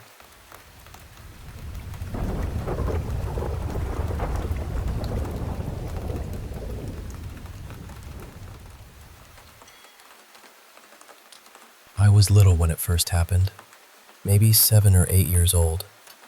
I remember telling my mom that I had seen a man, a really tall man. I kept saying he was tall, tall. He had his pants pulled up high with a belt, and when my mom asked what else he was wearing, I told her he had a big cross necklace, but it wasn't like a normal necklace. I said it looked like it was made out of sticks. As soon as I said that, my mom started crying. I didn't understand why. My dad scolded me for talking like that, and after that, everything gets blurry in my memory. I don't really remember what happened next. Later on, my sister told me she had to take me outside to play because my mom was crying too much. Years passed. When I was around 12, I woke up in the middle of the night and saw a woman sitting near my niece Mariana's bed. Just for context, I'm the youngest of 7 kids. My older brother is about 20 years older than me, so by then I already had nieces and nephews in the house. At first, I thought the woman was my mom. She was wearing a rebozo that covered most of her face, the way my mom sometimes wore one, especially for church. She had on a white blouse with red and orange details, and a long blue skirt. I remember those colors clearly because I was trying to make sense of what I was seeing. The woman was sitting there holding my niece's feet, and she looked like she was crying. I was used to waking up during the night, so at first I didn't think too much of it. I was tired, and since I thought it was my mom, I just went back to sleep. But then I woke up again. She was still there. This time, I sat up and said, "What do you need?" She didn't turn to look at me. She just kept crying. So I asked, "Is everything okay?" And then she disappeared. The moment she vanished, I felt this strange warmth pass through me, followed right away by an ice-cold chill. It felt like my blood pressure dropped all at once. I started sweating cold. I had never felt anything like that in my life. I pulled the blanket over my face and started praying. I don't know how long I stayed like that, but eventually I heard my mom and my sister-in-law waking up to make lunch for my dad and my brother. I listened carefully until I recognized their voices. Only then did I feel brave enough to come out. I was still sweating when I walked into the kitchen. I told my mom, "There was a lady sitting by Mariana's bed," and I started crying. My sister-in-law grabbed my hand and asked me what the woman looked like. I told her everything I remembered. The rebozo, the blouse, the colors, the long blue skirt. Then she started crying too, but not softly. It was frantic, like I had said something impossible. That scared me, so I went back to the room. My niece woke up and asked what happened, and I just told her I'd had a nightmare. She went back to sleep. A little later, my brother came in and told me I needed to stop telling people about my dreams. He said I should only talk about them when I was alone with him or with my older sister. I still don't really know why he said that. Later, I found out my sister-in-law's mother had passed away that same afternoon. She had died wearing the exact clothes I described, and according to my sister-in-law, she always sat that way, with her rebozo covering part of her face. I didn't know what to say. I'm 30 now, and over time, I stopped having those dreams as much. Maybe because I learned they made people uncomfortable. Maybe because I was tired of causing problems without meaning to. But I still get feelings about places and people. Sometimes I just know when something doesn't feel right. I also tend to associate people with colors, and even though I'm very social, I often get headaches around others. Sometimes I feel this sudden need to cry for someone else, even when I don't understand why. My sister told me recently that when I was younger, I used to see people all the time. People no one else could see. Apparently, my parents took me to several priests because they wanted it to stop. My sister said it used to scare my siblings so badly that one of them didn't even want me sleeping near them. I grew up thinking my siblings hated me. I thought they couldn't stand being around me. Things only started getting better once I got older, around 16, or after some of them got married and moved into different seasons of their lives. But even now, I think about all of it, and I still wonder, is that normal?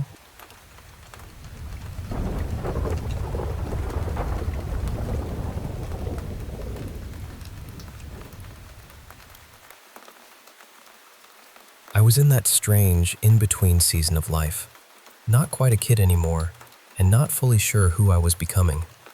So I moved in with my grandparents out in the country. Their place had this huge backyard, a swimming pool, and power lines not too far off. People who study hauntings always seem to care about details like that, so I remember them clearly. What I want you to understand is that living with something haunting a house is nothing like those ghost shows people love to watch. It is not exciting. It is not fun. You do not get to pack up your gear and leave when it gets too intense. You are already home. You are trying to sleep or make coffee or just get through another ordinary day, and then something happens that should not happen, and you are left sitting there trying to make sense of it. Most of it happened when everyone else was asleep, which somehow made it lonelier. I was always a night owl, and after a while I noticed that almost every night, right around 2:20 in the morning, I would hear footsteps in the hallway outside my room. Not random creaks, not the house settling, real, measured footsteps, like someone pacing slowly back and forth on the carpet. Then came the knocking, first on my bedroom door, then along the wall by the closets, as if whatever it was wanted me to know exactly where it was. It would go on for more than an hour sometimes, and that was the part that got to me. It did not feel accidental. It felt deliberate. My family mostly explained everything away. They always had some reason. A noise was old pipes. A sound was the house shifting. A feeling was nerves. And I get it, honestly. People want the world to stay sensible. But when you are the one lying there in the dark, hearing footsteps stop outside your door night after night, sensible starts to feel very far away. It was not just the footsteps either. My grandmother had these framed photos hanging in the hallway, pictures of her children. They started falling off the wall over and over again. Usually it was the photo of my mother when she was about my age, and she looked so much like me then that it was unsettling even before everything else. At first, the family blamed vibrations from trucks on the road. Then the frames started ending up thrown across the hallway. One hit hard enough to crack. Eventually, one was hurled at my grandfather and cut his arm badly enough that my grandmother took every single picture down and put them away in the basement. After that, the hallway walls stayed bare. My sister came over one night when we were talking seriously about moving out together. She believed me more than most people did, because she had seen unexplainable things before too. That night, though, it was like the house decided to make its point. A door slammed in her face. Then the kitchen light switched off while the rest of the house still had power. Then we sat in the spare room and watched a computer chair begin to turn on its own. Slowly, smoothly, a full circle, then more, until it finally stopped facing straight toward us. She left right after that. I could not even blame her. Still, I remember feeling abandoned in a way that was hard to admit. For one night, I had hoped I would not be the only one carrying it. There were nights I woke up with the unmistakable feeling that something was standing at the foot of my bed, staring at me. You know that feeling when you can just tell you are being watched? It was that, except heavier, meaner. I would keep my eyes closed and pretend to be asleep because I truly did not know what I would do if I looked and saw someone there. Other things made no sense at all. The old thermostat would somehow trigger both the heat and the air conditioning, which should not have been possible. The vents would thunder with these violent banging sounds, like someone hitting metal with a bat. My things would disappear and then turn up later on the laundry table downstairs. Shoes, medication, a camera once. I started joking with the air out of pure exhaustion, telling whatever was there that if it borrowed my stuff, it could at least leave me something useful in return. Gallows humor, I guess. Humans do love decorating terror with sarcasm. Then I found EVP recordings, and that changed everything. I started leaving a recorder running during the quiet hours when I knew no one else would be home. At first it was awkward, honestly. Talking into an empty room, asking questions you are not sure anyone can hear. But over time, voices started appearing in the recordings. Some were kind, surprisingly kind. If I sneezed, one would bless me. If I set down a cup of coffee before a session, I would sometimes capture what sounded like a polite thank you. That became my little ritual. I figured if I was asking unseen people to speak to me, the least I could do was offer some hospitality. Strange as that sounds, it seemed to matter.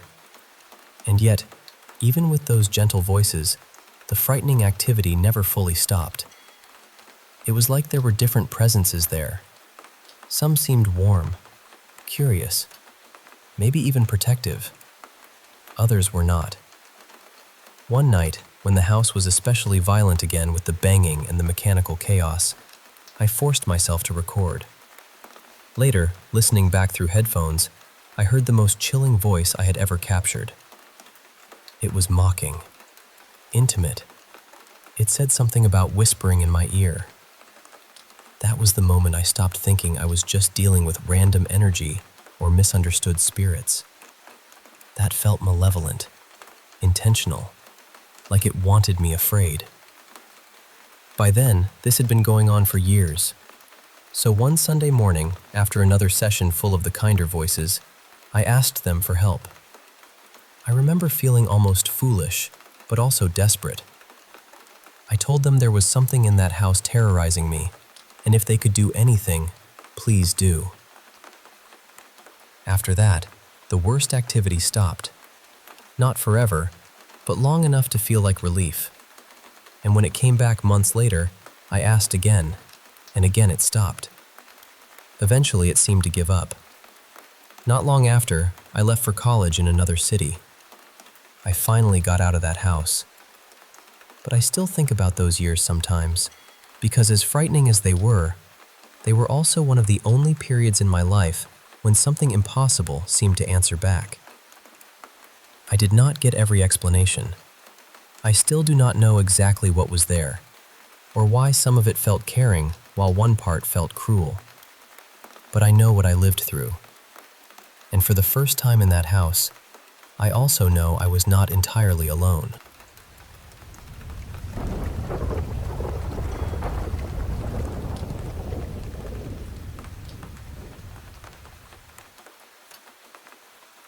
I need to tell you something that's been weighing on me for a long time, and I still don't fully know what to make of it. A few years back, my family bought a rental property. At the rear of the lot, there was a small house where the previous owner, a man named Wayne, had been living before he passed away suddenly at 64.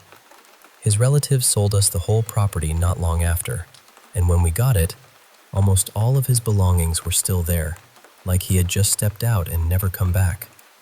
So, little by little, we started going through everything. We kept some things, planned to donate or sell others, and tried to make sense of this whole life that had been left behind. Wayne had this incredible collection of vintage stuff. His kitchen looked like something out of an old diner, with a booth instead of a regular table, retro wall signs, old music machines, and all kinds of carefully matched decor. It was charming, honestly. But mixed in with all that were a few things that felt off. The strangest one was this clock that ran backward. About a year after we bought the place, we found someone willing to move into the house as it was and help us clear out and sell what was left. But only a few months after moving in, he also died unexpectedly in that same house. After that, no one else ever moved in.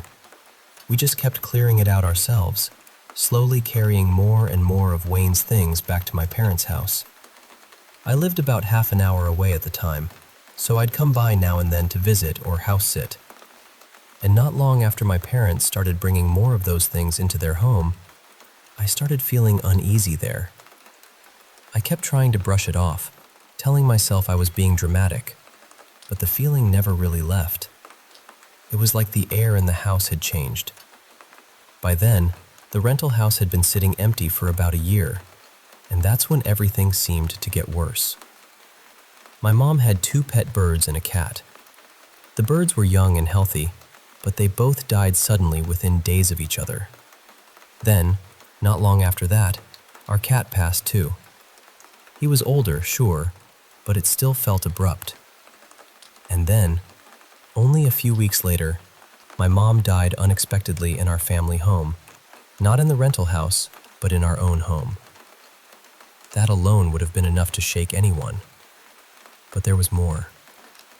My mom ran a business out of the house, and one of her employees worked with her there regularly.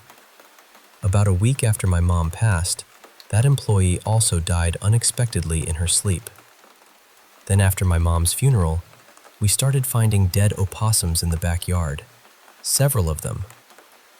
At that point, it stopped feeling like a string of unrelated tragedies and started feeling like something darker was attached to us.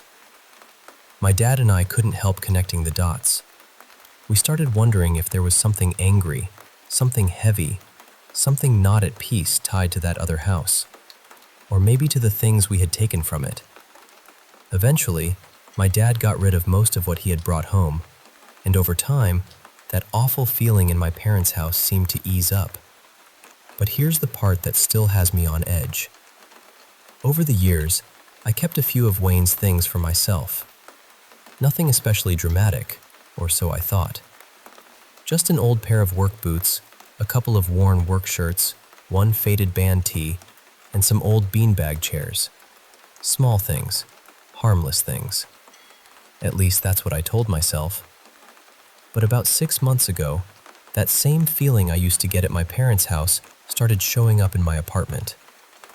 But now the feeling is back, and it's stronger than before. The only real change I can point to is that I recently added Wayne's old work boots to my regular shoe collection instead of keeping them tucked away. That might sound small, and maybe it is, but it's the one thing that shifted before everything started feeling worse again. Other than that, nothing changed. The rest of his things have been with me for years. I even looked into the history of the building, hoping maybe there'd be something there that could explain any of this, but I found almost nothing. I know the house itself was built sometime in the 1970s, and beyond that, I've hit a wall. So that's where I am now. I'm trying to understand what I'm dealing with, whether this is grief, coincidence, something spiritual, or something attached to the things we brought home. More than anything, I want to know how to make it stop for good. Because whatever this is, it doesn't feel finished. And I can't shake the feeling that somehow it followed us.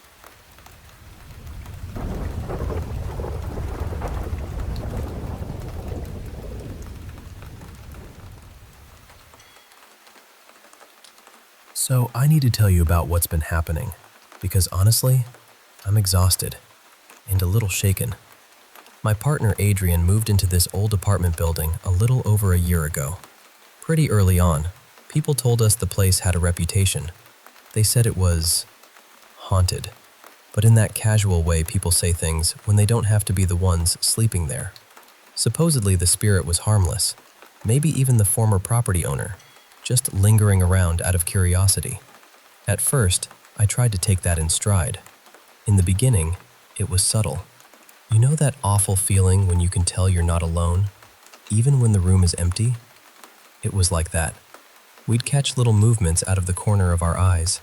My dog would suddenly start barking into blank space like someone was standing right there. I'd tell myself it was just nerves, just an old building settling, just my imagination filling in the blanks. But then it stopped feeling explainable. We started hearing loud knocks and bangs with no clear source. Lamps would flick on by themselves. A picture frame slid off the wall for no reason. Small things would disappear and turn up in strange places. And then one night, I saw something I still can't fully process. Not a vague shape, not a trick of the light. A full figure. Dark, human-shaped, but wrong somehow. Just a solid shadow standing where no one should have been. I've never seen anything like that before. A couple of weeks ago, I even felt something touch me. It startled me so badly that I just said out loud, "Please don't do that. I mean it." I didn't scream. I didn't panic. I just set a boundary, I guess, which is a strange thing to have to do with something you can't even prove is there. What makes this harder is that both Adrian and I have always been a little sensitive to this kind of thing. We used to stay with his grandmother, and her house had its own energy too. But that never felt threatening. Strange, yes. Heavy sometimes. But not cruel. Not invasive. This place feels different. At one point, a friend of mine came by. She's also sensitive, and the second she stepped inside, she got quiet. Later, she said, "There are several of them here. They like staying out of sight." Then she refused to explain what she meant. So that was comforting in the least helpful way possible. Eventually, we talked more with Adrian's roommate, and that opened a whole other door I really wish had stayed shut. He collects haunted objects. Not one or two odd antiques. I mean a whole collection. Items with stories attached to them, things people believed carried spirits or energy. Suddenly, a lot of the tension in that apartment started making more sense. His roommate also has intense mood swings, and at first I figured that was tied to his mental health and drinking. But lately, Adrian has started changing too, especially after the roommate has been gone for a few days. That's what scares me. It feels like whatever is in that apartment doesn't just stay in the background. It presses on people. It lingers. It affects the whole atmosphere until you can hardly breathe in there. And tonight was the moment where it all really tipped over for me. Adrian had been home alone all day, sick with a bad cold, totally congested, barely able to smell anything. When his roommate got home, he immediately asked if Adrian had left the gas stove on. Adrian told him no, because he hadn't touched it once. Not all day. And this is not the first time this has happened. That's the part I can't shake. Because spooky noises are one thing, lights flickering are one thing. But this felt dangerous. Real world dangerous. The kind of thing that makes you stop treating it like a creepy story and start asking whether someone is actually safe in that space. So now I'm stuck. I don't know what the right move is. Part of me wants to do some kind of cleansing, but I also don't want to go barging in with fear and make everything feel more hostile. Not all of the energy there feels bad. Some of it feels neutral, maybe even old and sad more than malicious. I want to be respectful if there really is something lingering there. But respect only goes so far when the person you love is afraid to be in his own home. His lease ends in May, and we're supposed to move in together after that. I'm counting the days, honestly. But between now and then, I'm worried about his safety, his stress, his sleep, his peace of mind. I'm worried that whatever is in that apartment, or whatever is attached to those objects, is feeding on fear and instability. And I hate saying that out loud, because it sounds dramatic, but living through it has been worse than it sounds. At this point, I'm just trying to hold on to what's true. Adrian is scared. The atmosphere in that apartment feels wrong. The gas being turned on is not something I can shrug off. And whatever the explanation is, paranormal or not, something has to change. I just want him out of there safely. That's really all I care about now.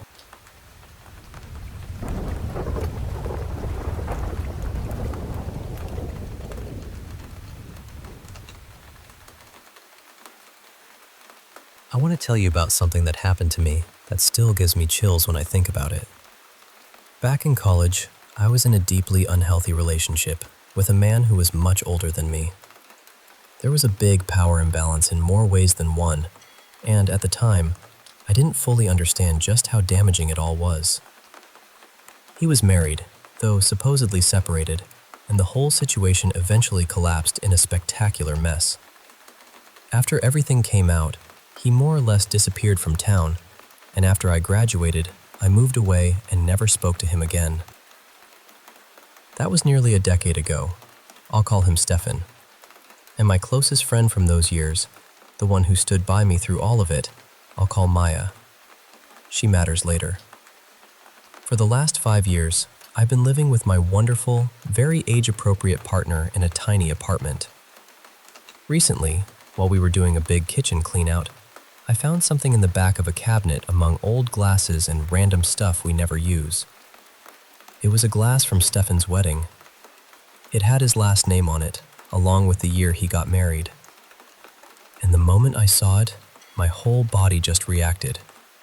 I felt sick, shaky, completely thrown, because I had absolutely no idea how that glass ended up in my home. As far as I can tell, there are only a few possibilities. Either he gave it to me at some point, or I took it from his place at some point. But honestly, both of those feel almost impossible. Why would I want a keepsake tied to his marriage? Why would he hand me something like that? And if it had been mine all these years, how did I carry it through move after move after move without ever once noticing it or remembering it? The last possibility felt both absurd and somehow the most believable. My apartment had come partially furnished when we moved in, and the kitchen already had a bunch of leftover stuff in it. I also know Stefan had some connection to this city. I think family, maybe. So suddenly I was staring at this object and wondering whether he had lived in this very place before me. That thought unsettled me more than I can explain.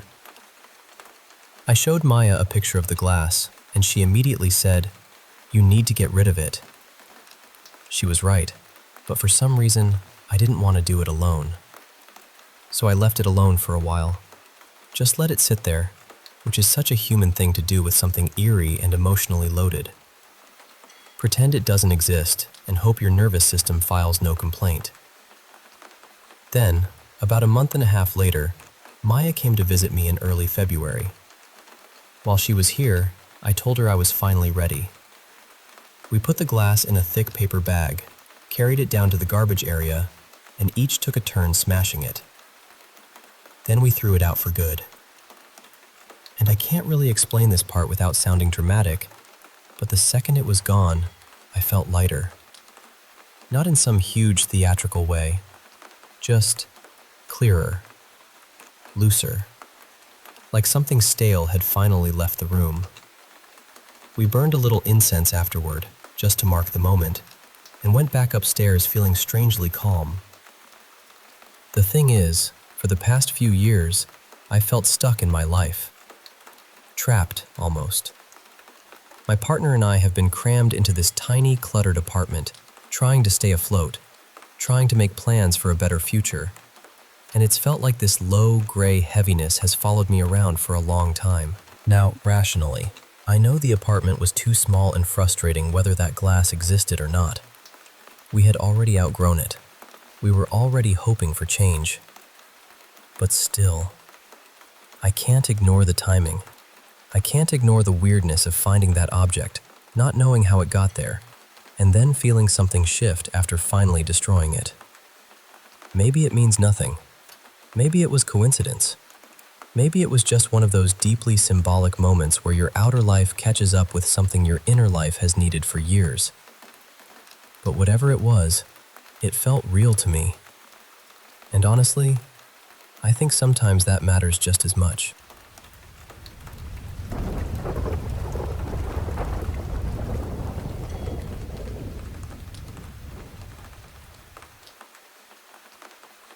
I want to tell you about something that has stayed with me for years, and even now, I still do not fully know what to make of it. Back in 2004, I had the chance to visit the Netherlands, and while I was there, I saw Vincent van Gogh's Wheat Field with Crows in person. It left a deep impression on me. I was such a huge admirer of Van Gogh that I bought a print of it and hung it up in my bedroom when I got home. At the time, it just felt like bringing back a piece of something beautiful and powerful. Not long after that, though, life became very difficult. In 2005, I was in college, and that year was one of the hardest seasons I can remember, both emotionally and academically. At first, I brushed it off as life simply being hard, but later, after reading more about Van Gogh's mental and emotional state around the time he painted Wheat Field with Crows, I started to wonder whether keeping that image so close to me had somehow affected the atmosphere around me. Maybe that sounds strange, I know.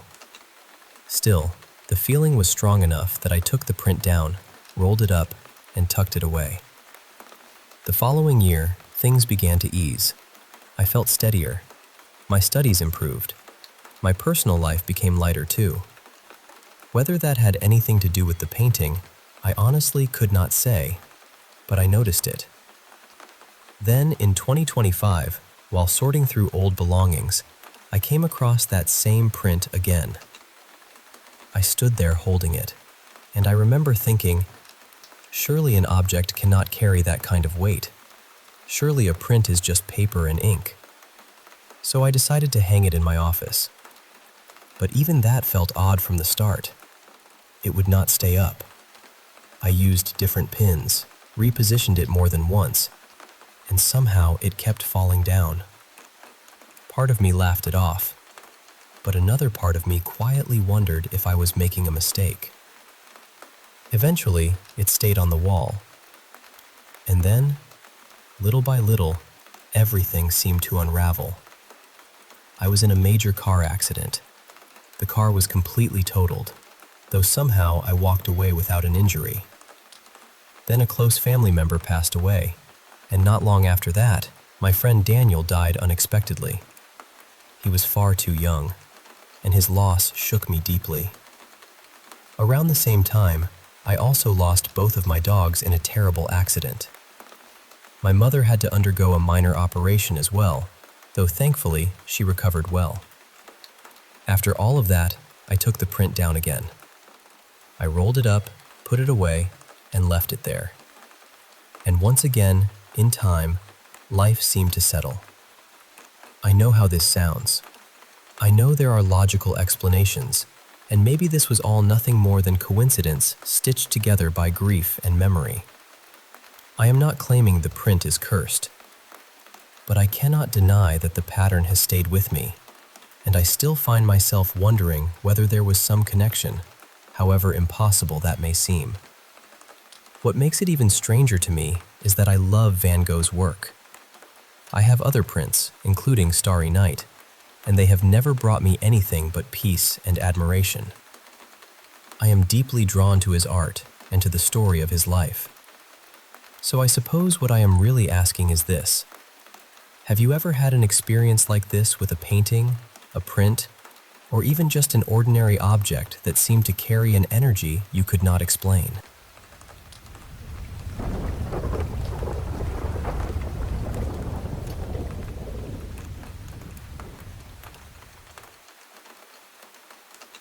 You know those places that feel strange the second you step inside?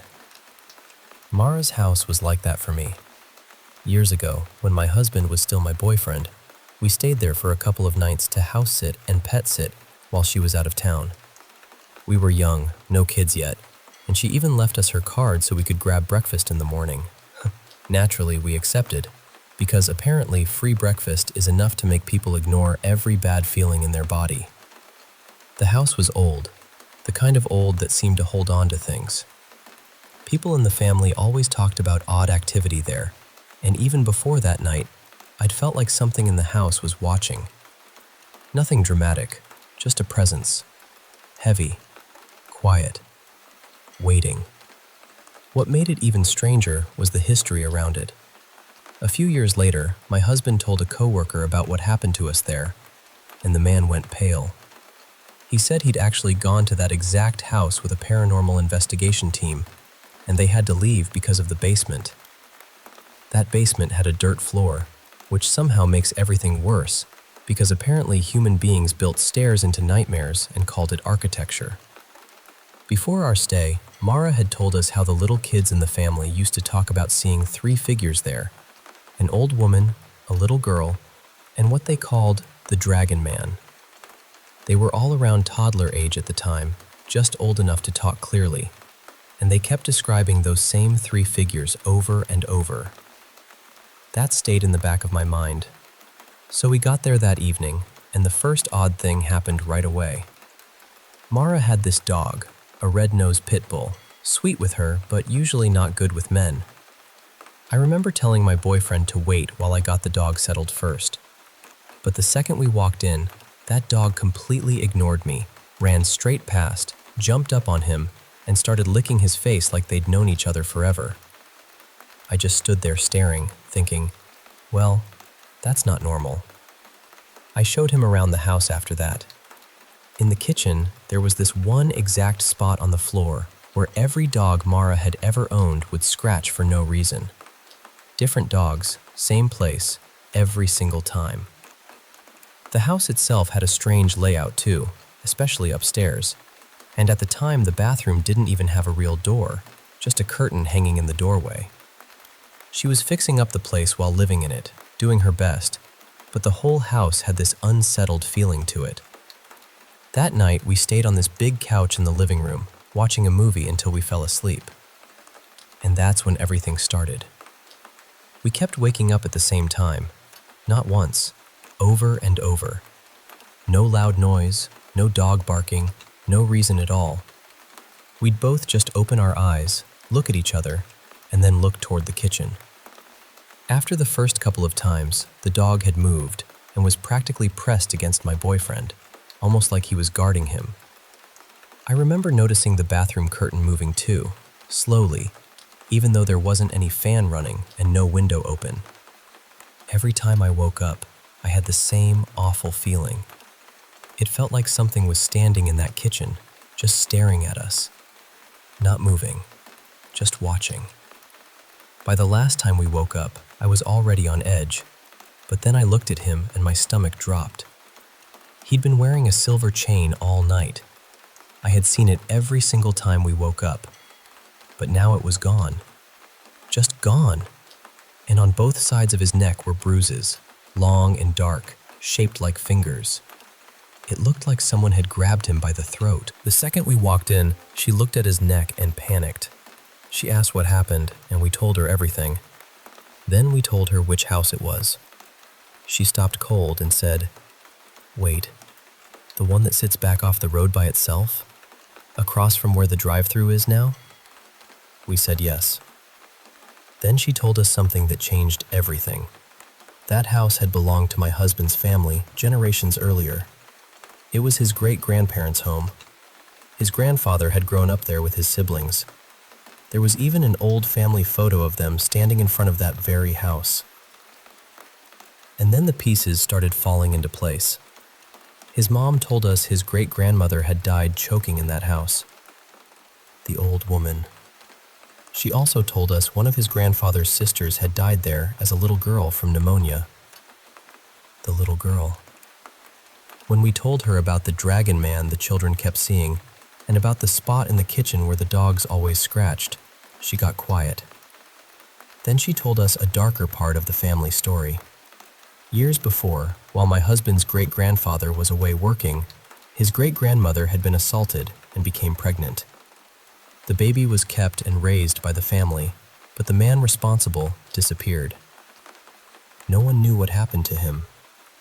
And maybe this was just us trying to make sense of something senseless, but all of us had the same thought at once. What if the Dragon Man was him? What if he was somehow still there? That thought got even harder to shake later on. At one point, another cousin and my husband's mother went down into the basement and found a pile of things that had gone missing over the years. Random stuff people had looked for and never found. And mixed in with it was his silver chain. They said when they got closer, something growled at them from the darkness, and they ran right back out. Frankly, a sensible decision for once. Even that paranormal team I mentioned earlier barely lasted a minute in the basement before leaving. So when I tell you this story, I know how it sounds. I really do. If I hadn't lived through it myself, I'd probably be the first person trying to come up with a logical explanation. But I saw that chain around his neck every time we woke up. I saw those bruises.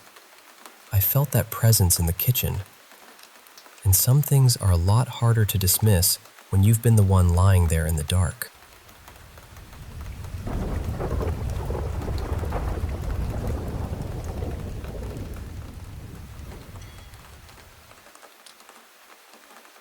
I want to start by being honest with you. I'm 68 years old, and I'm living with advanced multiple myeloma throughout my body. On top of that, I've also been dealing with a few other serious health conditions. So the truth is, I know my time is limited.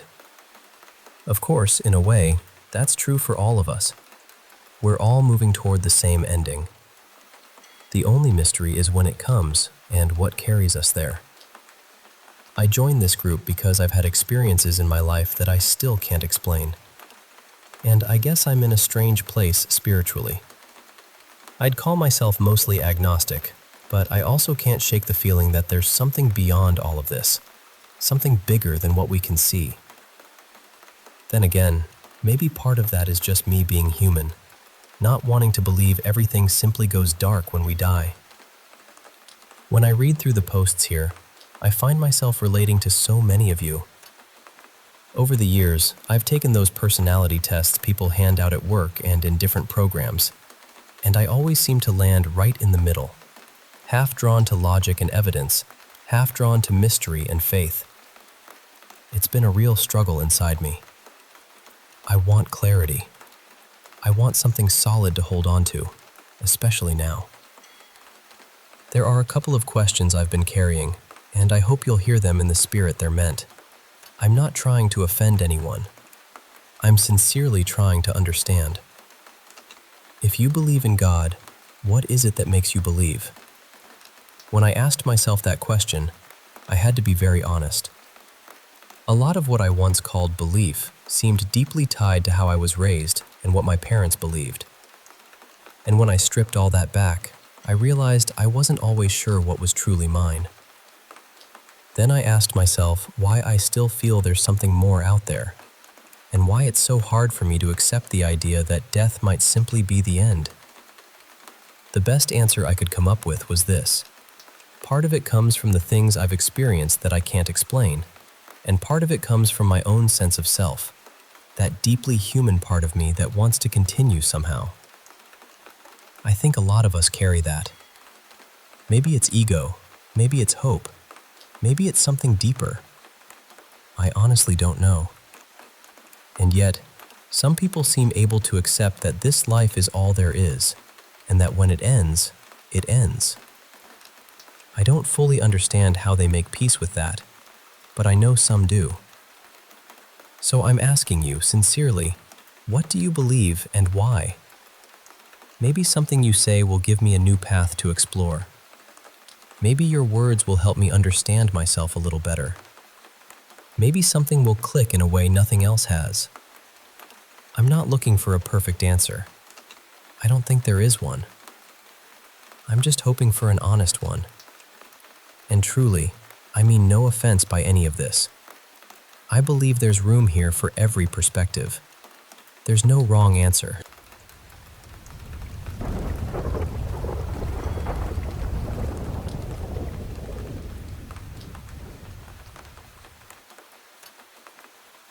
Have you ever had a feeling so strong it didn't seem like a feeling at all, but more like your whole body knew something before your mind could catch up.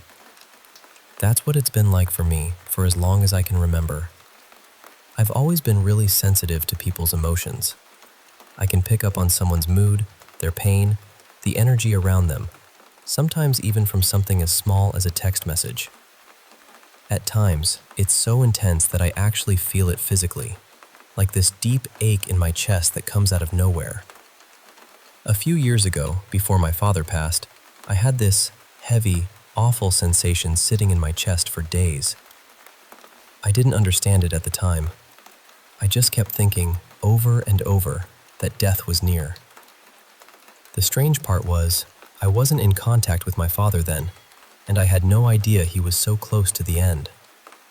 But something in me seemed to know.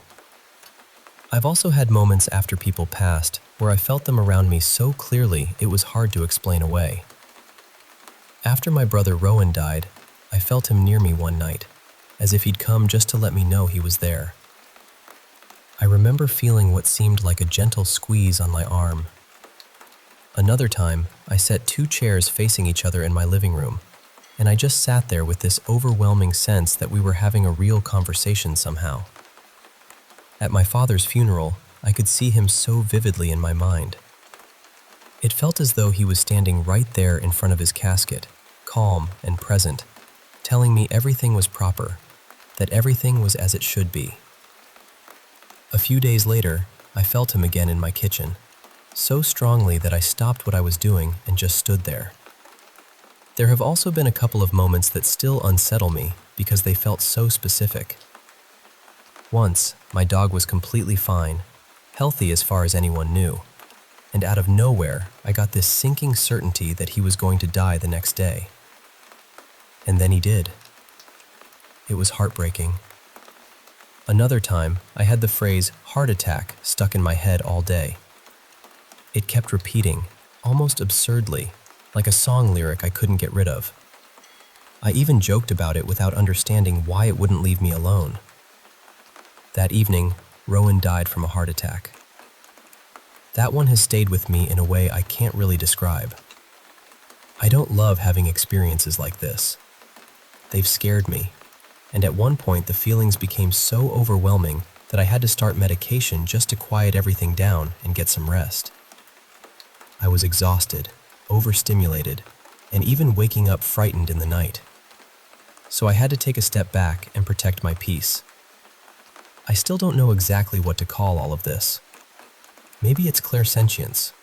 Maybe it's grief, intuition, sensitivity, or some combination of things nobody fully understands.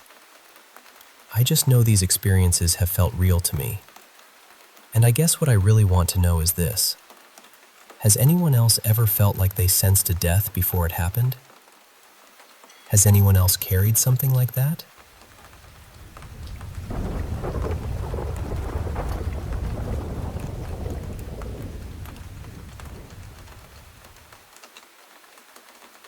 So, this happened about 3 years ago when I moved with my family into a small apartment building. At first, everything felt completely ordinary. It was quiet, nothing unusual, just a normal place to live. Then, about a year later, a new neighbor moved into the room right next to ours. She was an older woman, maybe in her late 50s or 60s. For the first couple of weeks, nothing really stood out about her. She kept to herself, and life went on like usual. But one afternoon, my mom and I saw her doing something outside her door that honestly unsettled us. She was holding a broom, and she had this container with some yellowish liquid in it. She would step out of her room, pour a little of the liquid onto the floor, then start sweeping in this repetitive way. Then she would go back inside, come out again, pour more, and sweep again. She repeated it over and over, almost like she was performing some kind of ritual. When she was done, she just walked back into her room as if it were completely normal. A few minutes later, she left the building, and I remember standing there with another neighbor, just talking about how strange it all was. That was only the beginning. The next week, things started getting a lot worse, especially at night. We began hearing her shouting inside her room, like she was having a full-blown argument with someone. It wasn't just talking loudly either. It sounded intense, like a real fight. There was yelling, swearing, and sometimes noises that made it sound like she was hitting someone or throwing things around. The disturbing part was that, as far as anyone knew, she lived alone. People in the building got curious and nervous, so a few neighbors tried to check from outside near the window where you could sometimes see into part of the room. And every time, there was no one else there. No visitor, no second person, nobody. But the sounds kept happening, and enough people heard it that it became something everyone whispered about. People were genuinely scared. This went on for around 2 months while she was living there. Then one of the neighbors said they'd been seeing her almost every night around 3 a.m. up on the terrace. They said she would run back and forth with a broom in her hand, her hair completely loose, moving in this really unnatural way, bent forward like her posture wasn't quite right. I never saw that part myself, so I can't claim it as something I witnessed directly. But a lot of nights we did hear footsteps running across the terrace around that same time. Eventually, she moved out, and just like that, the shouting stopped. The running sounds stopped. Everything went quiet again. But the part that still bothers me didn't end there. Ever since that time, I've been seeing something in the apartment that I still can't explain. It looks like a pale, human-shaped figure, almost like the outline of a woman, maybe someone in her 20s. It isn't dark like a normal shadow. It's white, or kind of faintly glowing. I only ever see it in darker parts of the apartment, and whenever it appears, it stays there for several seconds, sometimes 7 or 8, before fading. Sometimes it even seems to shift slightly, like it's moving just a little. And this is not a one-time thing. It happens a lot. Honestly, almost every day. Just yesterday, I was alone on the terrace, talking to friends, and I was sitting near the staircase by this brick support next to the water tank. Out of nowhere, I saw that figure come up the stairs, move close to where I was, and then disappear. It happened so suddenly, but clearly enough that I know I saw something. It also usually happens when I'm alone. I can be distracted in the middle of talking to someone or doing something else, and I'll still suddenly notice it. This has been going on for about 2 years now, and I still don't know what to make of it. I'm not saying it's a ghost. I honestly don't know what it is. But after everything that happened with that neighbor, and the fact that I keep seeing this figure in the same place over and over again, it's hard not to feel unsettled. I still catch myself wondering whether it's just my mind playing tricks on me, or whether something about that time never really left.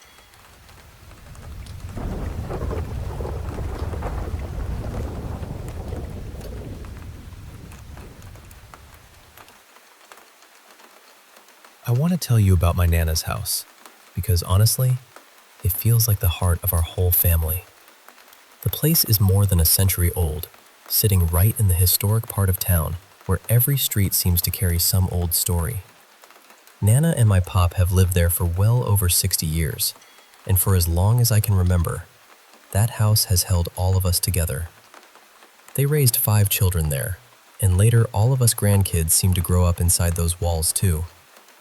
Birthdays, holidays, grief, laughter, all of it somehow ended up in that house.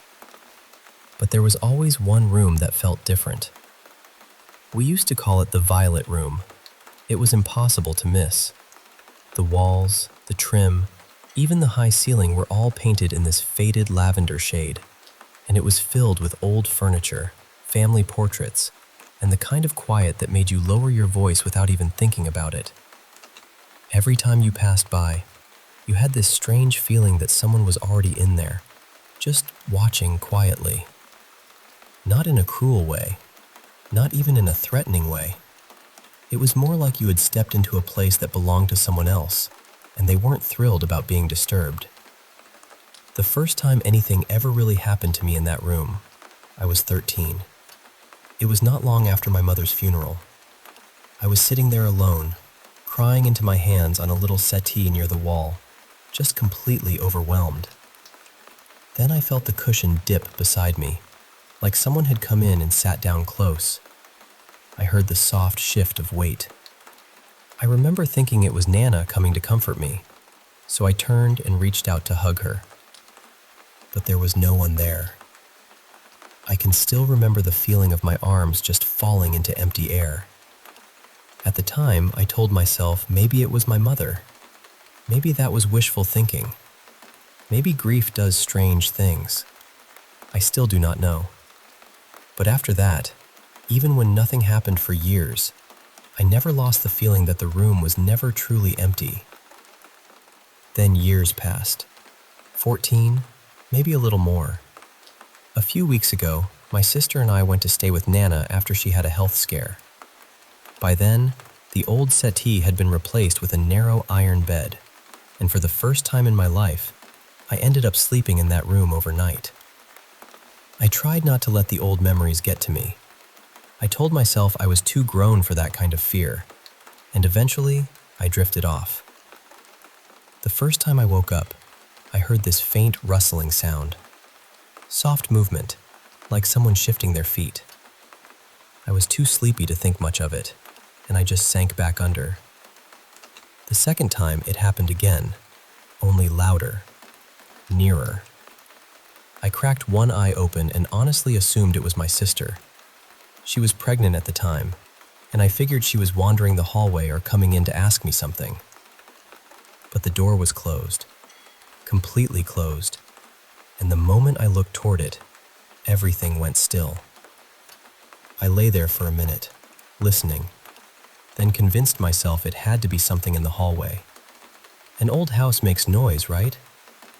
That is what I told myself anyway. Then it happened a third time. There was a soft tap against the metal bed frame, followed by the long groan of a floorboard right beside me. That sound pulled me fully awake. I pushed myself up on my elbows, my heart pounding so hard I could hear it in my ears. I stared at the door first, still shut. Then I listened. The floor creaked again. Slowly, not faded, not trailed off. Stopped. And in that moment, the strangest thought hit me. It did not feel like I had been threatened. It felt like I had been looked over. Studied. I barely slept after that. The next morning, I told my sister everything, and she got this look on her face that made my stomach turn. Then she said, "You know, no one slept in that room since it was Mom's room back in the 70s. You're the first one in all that time. Maybe it just wanted to see who was in there." I hated how much that made sense. I still do not think whatever was there meant me harm. I really do not. But I also know this much for sure. I will never spend another night in the Violet Room.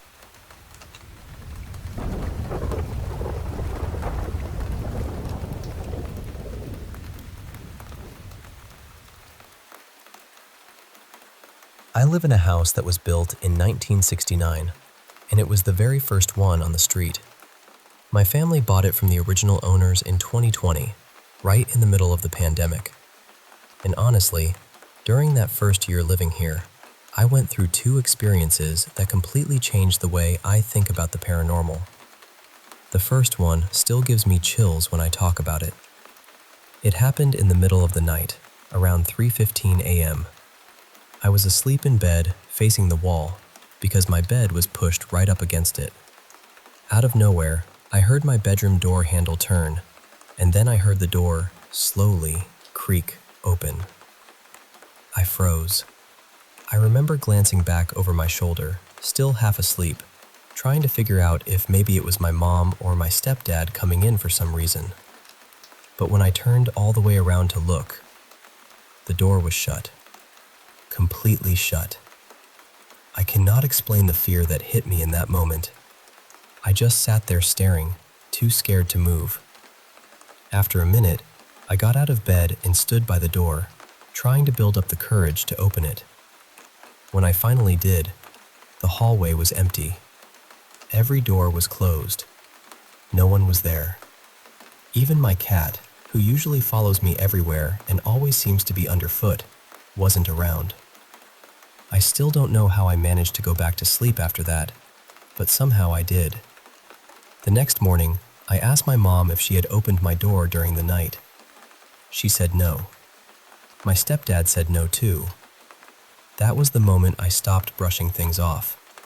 That was the moment I really started to believe something in this house might not be easy to explain. The second experience happened not long after that. I was sitting at my desk, just working on my computer, totally focused on what I was doing. Then suddenly, a cotton ball dropped right in front of my face. Not off to the side, not from across the room, right in front of me. It startled me so badly. I just sat there in shock, trying to understand how that could have happened. I did have some cotton balls nearby, and there was a fan in the room, so I tried to be rational about it. I thought maybe the fan had somehow blown one toward me. But the thing is, that didn't make sense. I actually tested it afterward. I tossed a cotton ball toward the fan, and it just fell. I even threw one up into the air to see if the airflow would catch it, and it still just dropped. There was no way that fan could have made one float out and land like that right in front of my face. Since then, other things have happened in the house too. My stepdad has woken up after hearing what sounded like screaming right into his ear. My mom has seen someone walk past her room more than once, even when no one was there. And me, I still hear little things at night sometimes. Small sounds in my room, like something shifting or moving when everything should be still. I've gotten so used to it that it doesn't scare me the way it used to, which is probably the strangest part of all. So that's my story. I wanted to share it with you because these experiences felt real, and they've stayed with me. Maybe it's one spirit. Maybe it's more than one. I honestly don't know. I just know this house has never felt completely empty.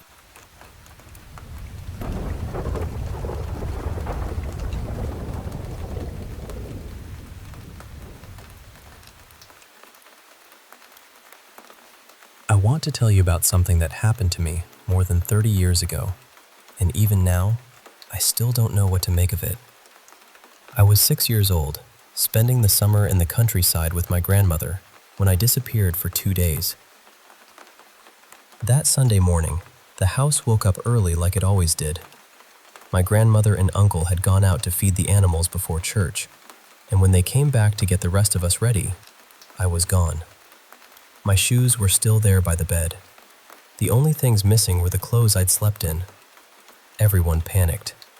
The police were called, my parents were contacted from hundreds of kilometers away, and people searched the area with dogs, but there was nothing. No trail. No explanation. 2 days later, some hunters found me deep in the woods, around 11 kilometers away from my grandmother's house. What unsettled everyone was that I didn't look like a child who had been lost in a forest for 2 days. I wasn't dirty. I wasn't hungry. I wasn't crying. I was calm. I was carrying a book, and I was wearing clothes that were too small for me, like they belonged to another child. And the strangest part was this. I had shoes on my feet, even though the shoes I had worn before disappearing were still back at the house. When the police questioned me, I said things no 6-year-old should have been saying. I told them I had come from a school, but not the kind children normally go to. I said they had taught me how to be myself, who I was supposed to be, how I should act. I said there were many children there, boys and girls together, and that we slept in one room and ate simple food, mostly vegetables. I remember saying that when we looked through the windows, it was like seeing water everywhere, as if we were underwater, except there were no fish. All the adults looked alike, and we called each of them only teacher. I also told them that each child had been given a life to learn. We were shown families on screens, and we had to study them. The book I was found holding apparently had photographs of my relatives, neighbors, family friends, even people from the daycare I had attended. I could identify them by name, but I couldn't say anything personal about them. It was as if I had memorized a role without living any of it. The hardest part came when I was brought home. My mother looked at me and said I was not her son.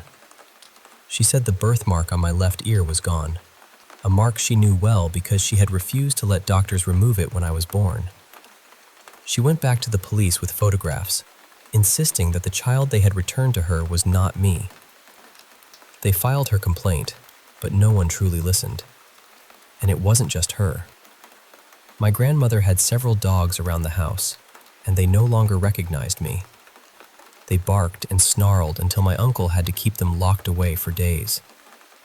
My mother still took care of me after that, but there was always a distance in her, as if she were waiting for someone else to come back. A few months later, another strange detail came up. Before I vanished, I'd had a small procedure on my tongue because it was affecting my speech. After I returned, the doctor checked and said there was no sign it had ever been done. My tongue tie was there again, thicker than before. I had also once cut my foot badly on broken glass, and that scar was gone too. My mother never forgot any of this. Neither did I. As I grew older, that feeling never left me. The feeling that I had arrived in the middle of someone else's story. I knew people, but I didn't feel connected to them. I spoke when spoken to. I was quiet, distant. My mother would sometimes look at me and ask, "Who are you?" or "Where is my son?" Those words stay with a person. Later, I built a life. I studied, joined the military, became a pilot, and served for many years. Flying gave me peace in a way nothing else did. Being alone felt natural to me, almost necessary. I lived normally on the outside, but underneath that, I always carried the same question. If a child really was taken that night, why was I the one left behind?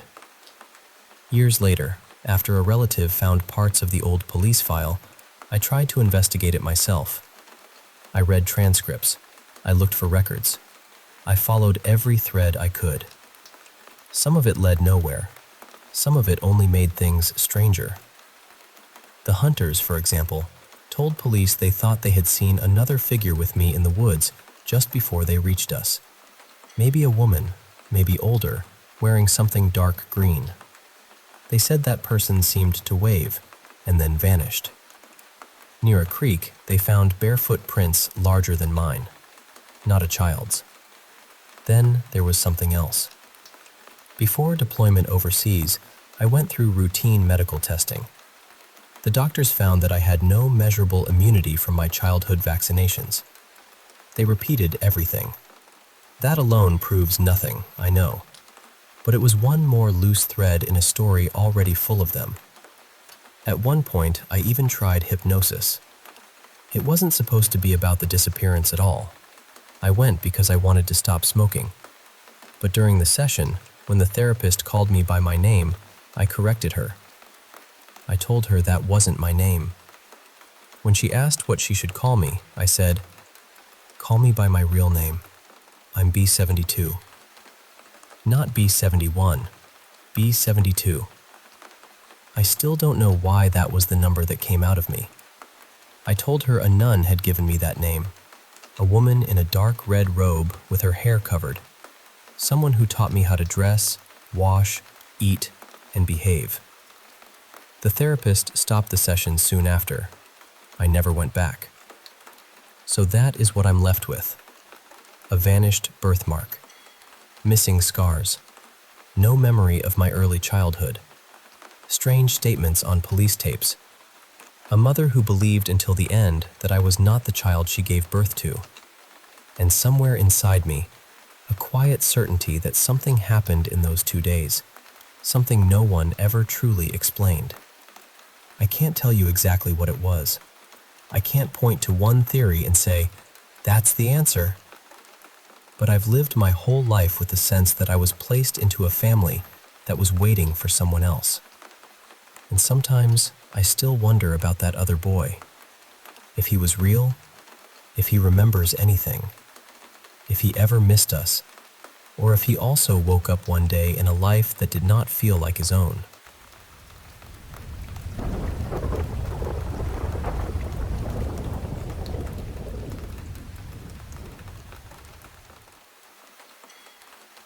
I still think about this sometimes, and even now it gives me that same feeling in my chest.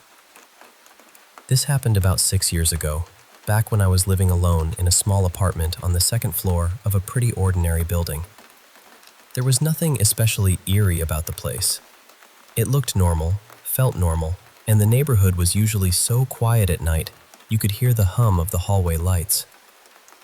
One night, I woke up suddenly to 3 loud knocks on my front door. Knock, knock, knock. I remember lying there for a second, trying to figure out if I was still half asleep. Then I grabbed my phone and saw it was 3:07 in the morning.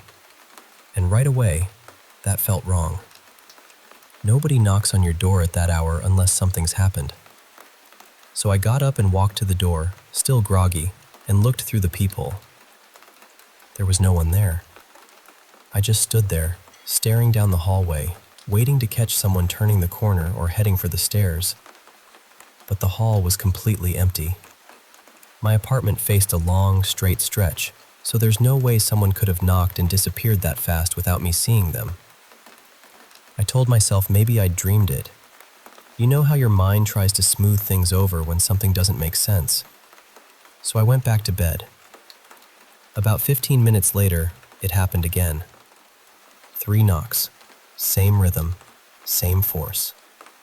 This time, I got to the door almost immediately and looked out again. Still nothing. No footsteps, no doors closing, no sound from the elevator. Just silence. That was the moment it really got under my skin. I didn't even consider opening the door after that. I went straight to the couch and sat there with all the lights off, just watching the entrance like that was somehow going to make me feel more in control. Human beings really do love pretending a couch turns them into a security system. Nothing else happened for the rest of the night. The next morning, I mentioned it to the woman across the hall. I asked if she'd heard anyone knocking on my door in the middle of the night. She looked at me for a second and said, "Was it 3 knocks?" The second she said that, my whole body went cold. I told her yes. And then she said the person who lived in my apartment before me had complained about the same thing. Same pattern, same time of night. 3 knocks and no one there. I stayed in that apartment for another 7 months after that. It never happened again. But I'll tell you this, and I mean it. I never once went near that door after a late-night knock without my heart pounding. Some things only have to happen once or twice before they stay with you.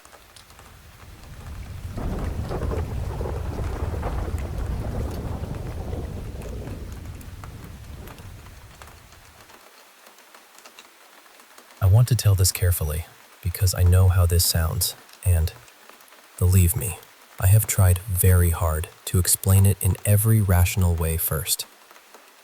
Before I get into the strange part, I need you to know this. We are not the kind of family that ignores mental health or jumps straight to wild conclusions. We talk openly with each other. We stay in touch with doctors.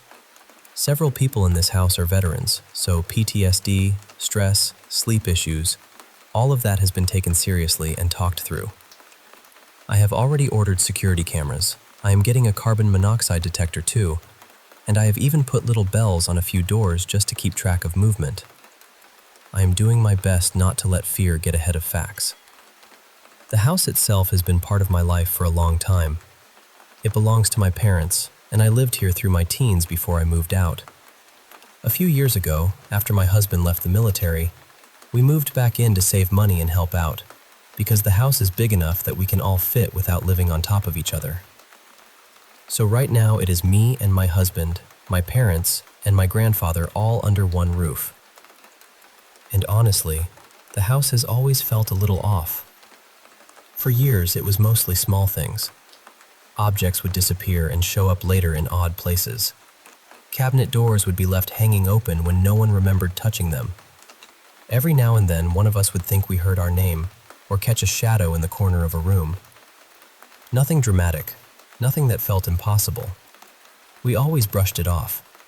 Background noise, stress, tired eyes, the brain making patterns where there are none. You know, the usual tricks a mind plays on itself. One important detail is my mom has a disability, and during bad flare-ups, she cannot always get comfortably into her bed. When that happens, she and my dad often sleep in recliners in the living room for days at a time because it is just easier on her body. That matters because over the past year, things have gone from mildly unsettling to genuinely hard to explain. A glass dish was knocked right out of my hands one evening. I mean swatted, not slipped.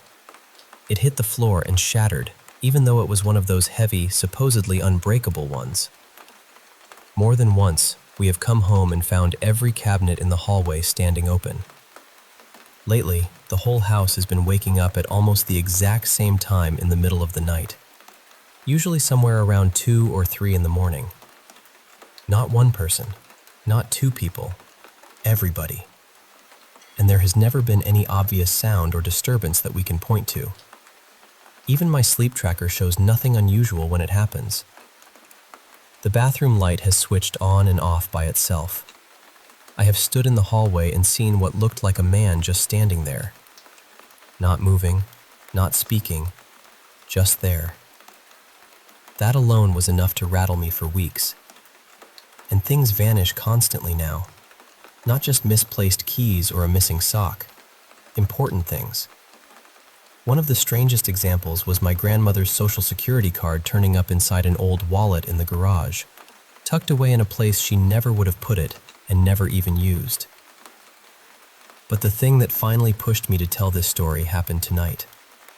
My mom is in another flare right now, so my parents have barely been using their bedroom. She has been keeping a few changes of clothes nearby so she does not have to make the trip back and forth. It has been several days since either of them really spent time in that room.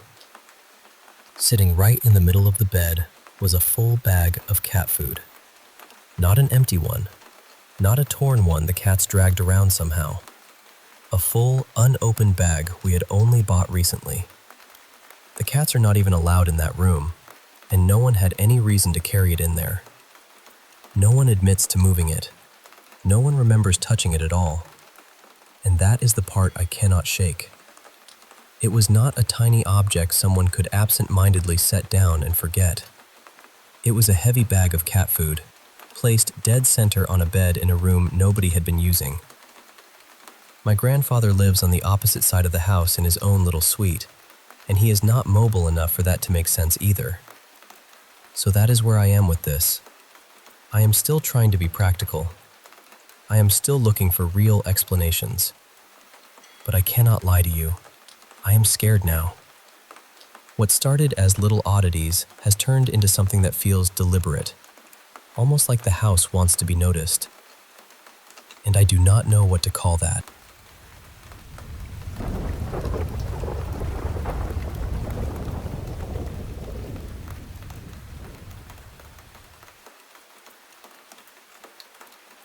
This happened about 6 years ago, when I was in 8th grade.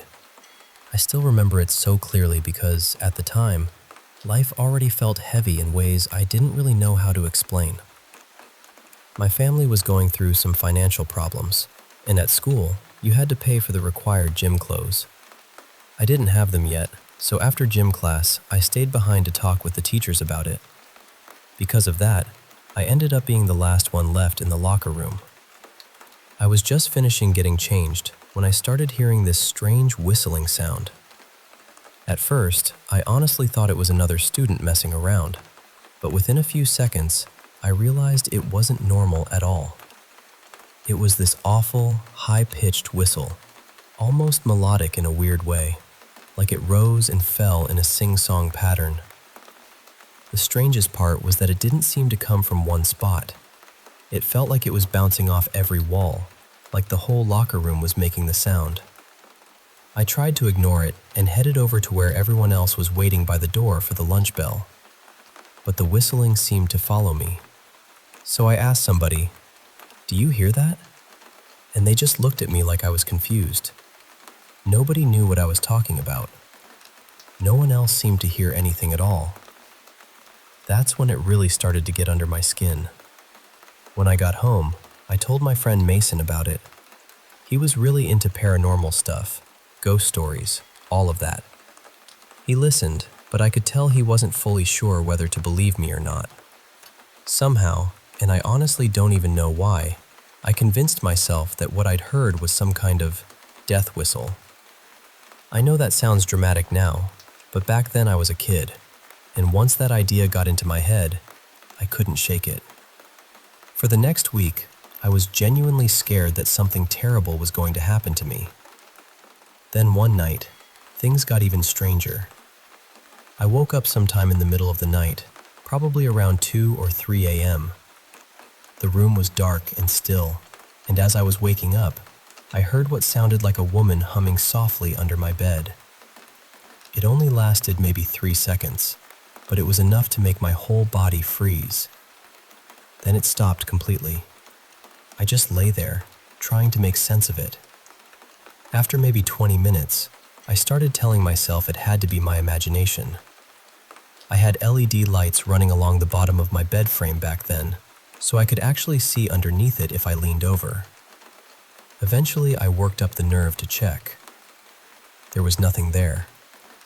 I finally fell back asleep, but then I woke up again around 5 a.m. This time, I heard growling under my bed. Not a small sound either.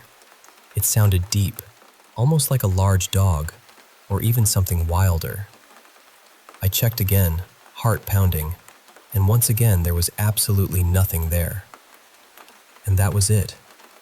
Nothing like that ever happened again after those nights. No more whistling, no more sounds, nothing. But I still think about it sometimes, because even now I can't really explain any of it. Maybe it was stress. Maybe my mind was playing tricks on me. Or maybe it was something I'll never understand. All I know is that, for a little while, it felt like something unseen had attached itself to me, and I've never forgotten how real that fear felt.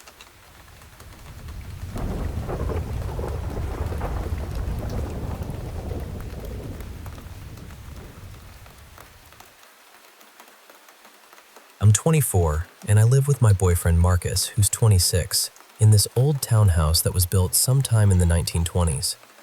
It has a lot of character, which used to feel charming. Lately, though, it's just been feeling unsettling. For the last several weeks, I've been having these really strange experiences, mostly when I'm either falling asleep or just starting to wake up. I'll see figures in my room. Usually they look like people, just standing there, but sometimes they seem off somehow, almost twisted or dark in a way I can't really explain. They never stay long. Usually it's only for a minute or two, and if I turn on a light or fully wake myself up, they disappear. That was already creeping me out. But then one night, something happened that honestly scared me more than anything else so far. My boyfriend wasn't supposed to be home that night. He had stayed over at his parents' place because he had to be up early the next morning. I was in bed, just starting to drift off, when I heard someone coming up the stairs. I could hear quiet talking too, like someone was on the phone. It sounded enough like Marcus that I didn't panic. Our bedroom doesn't have a proper door, just a heavy curtain, and I heard it move open like someone had stepped into the room.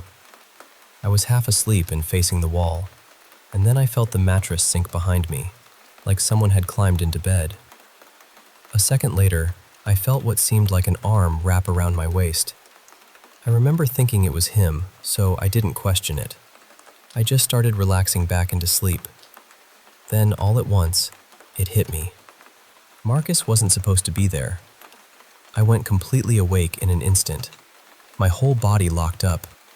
I was staring straight at the wall, too scared to even turn around, but I could still feel the weight behind me on the bed and that arm resting around my waist. I was suddenly convinced someone had broken into the house and gotten into bed with me.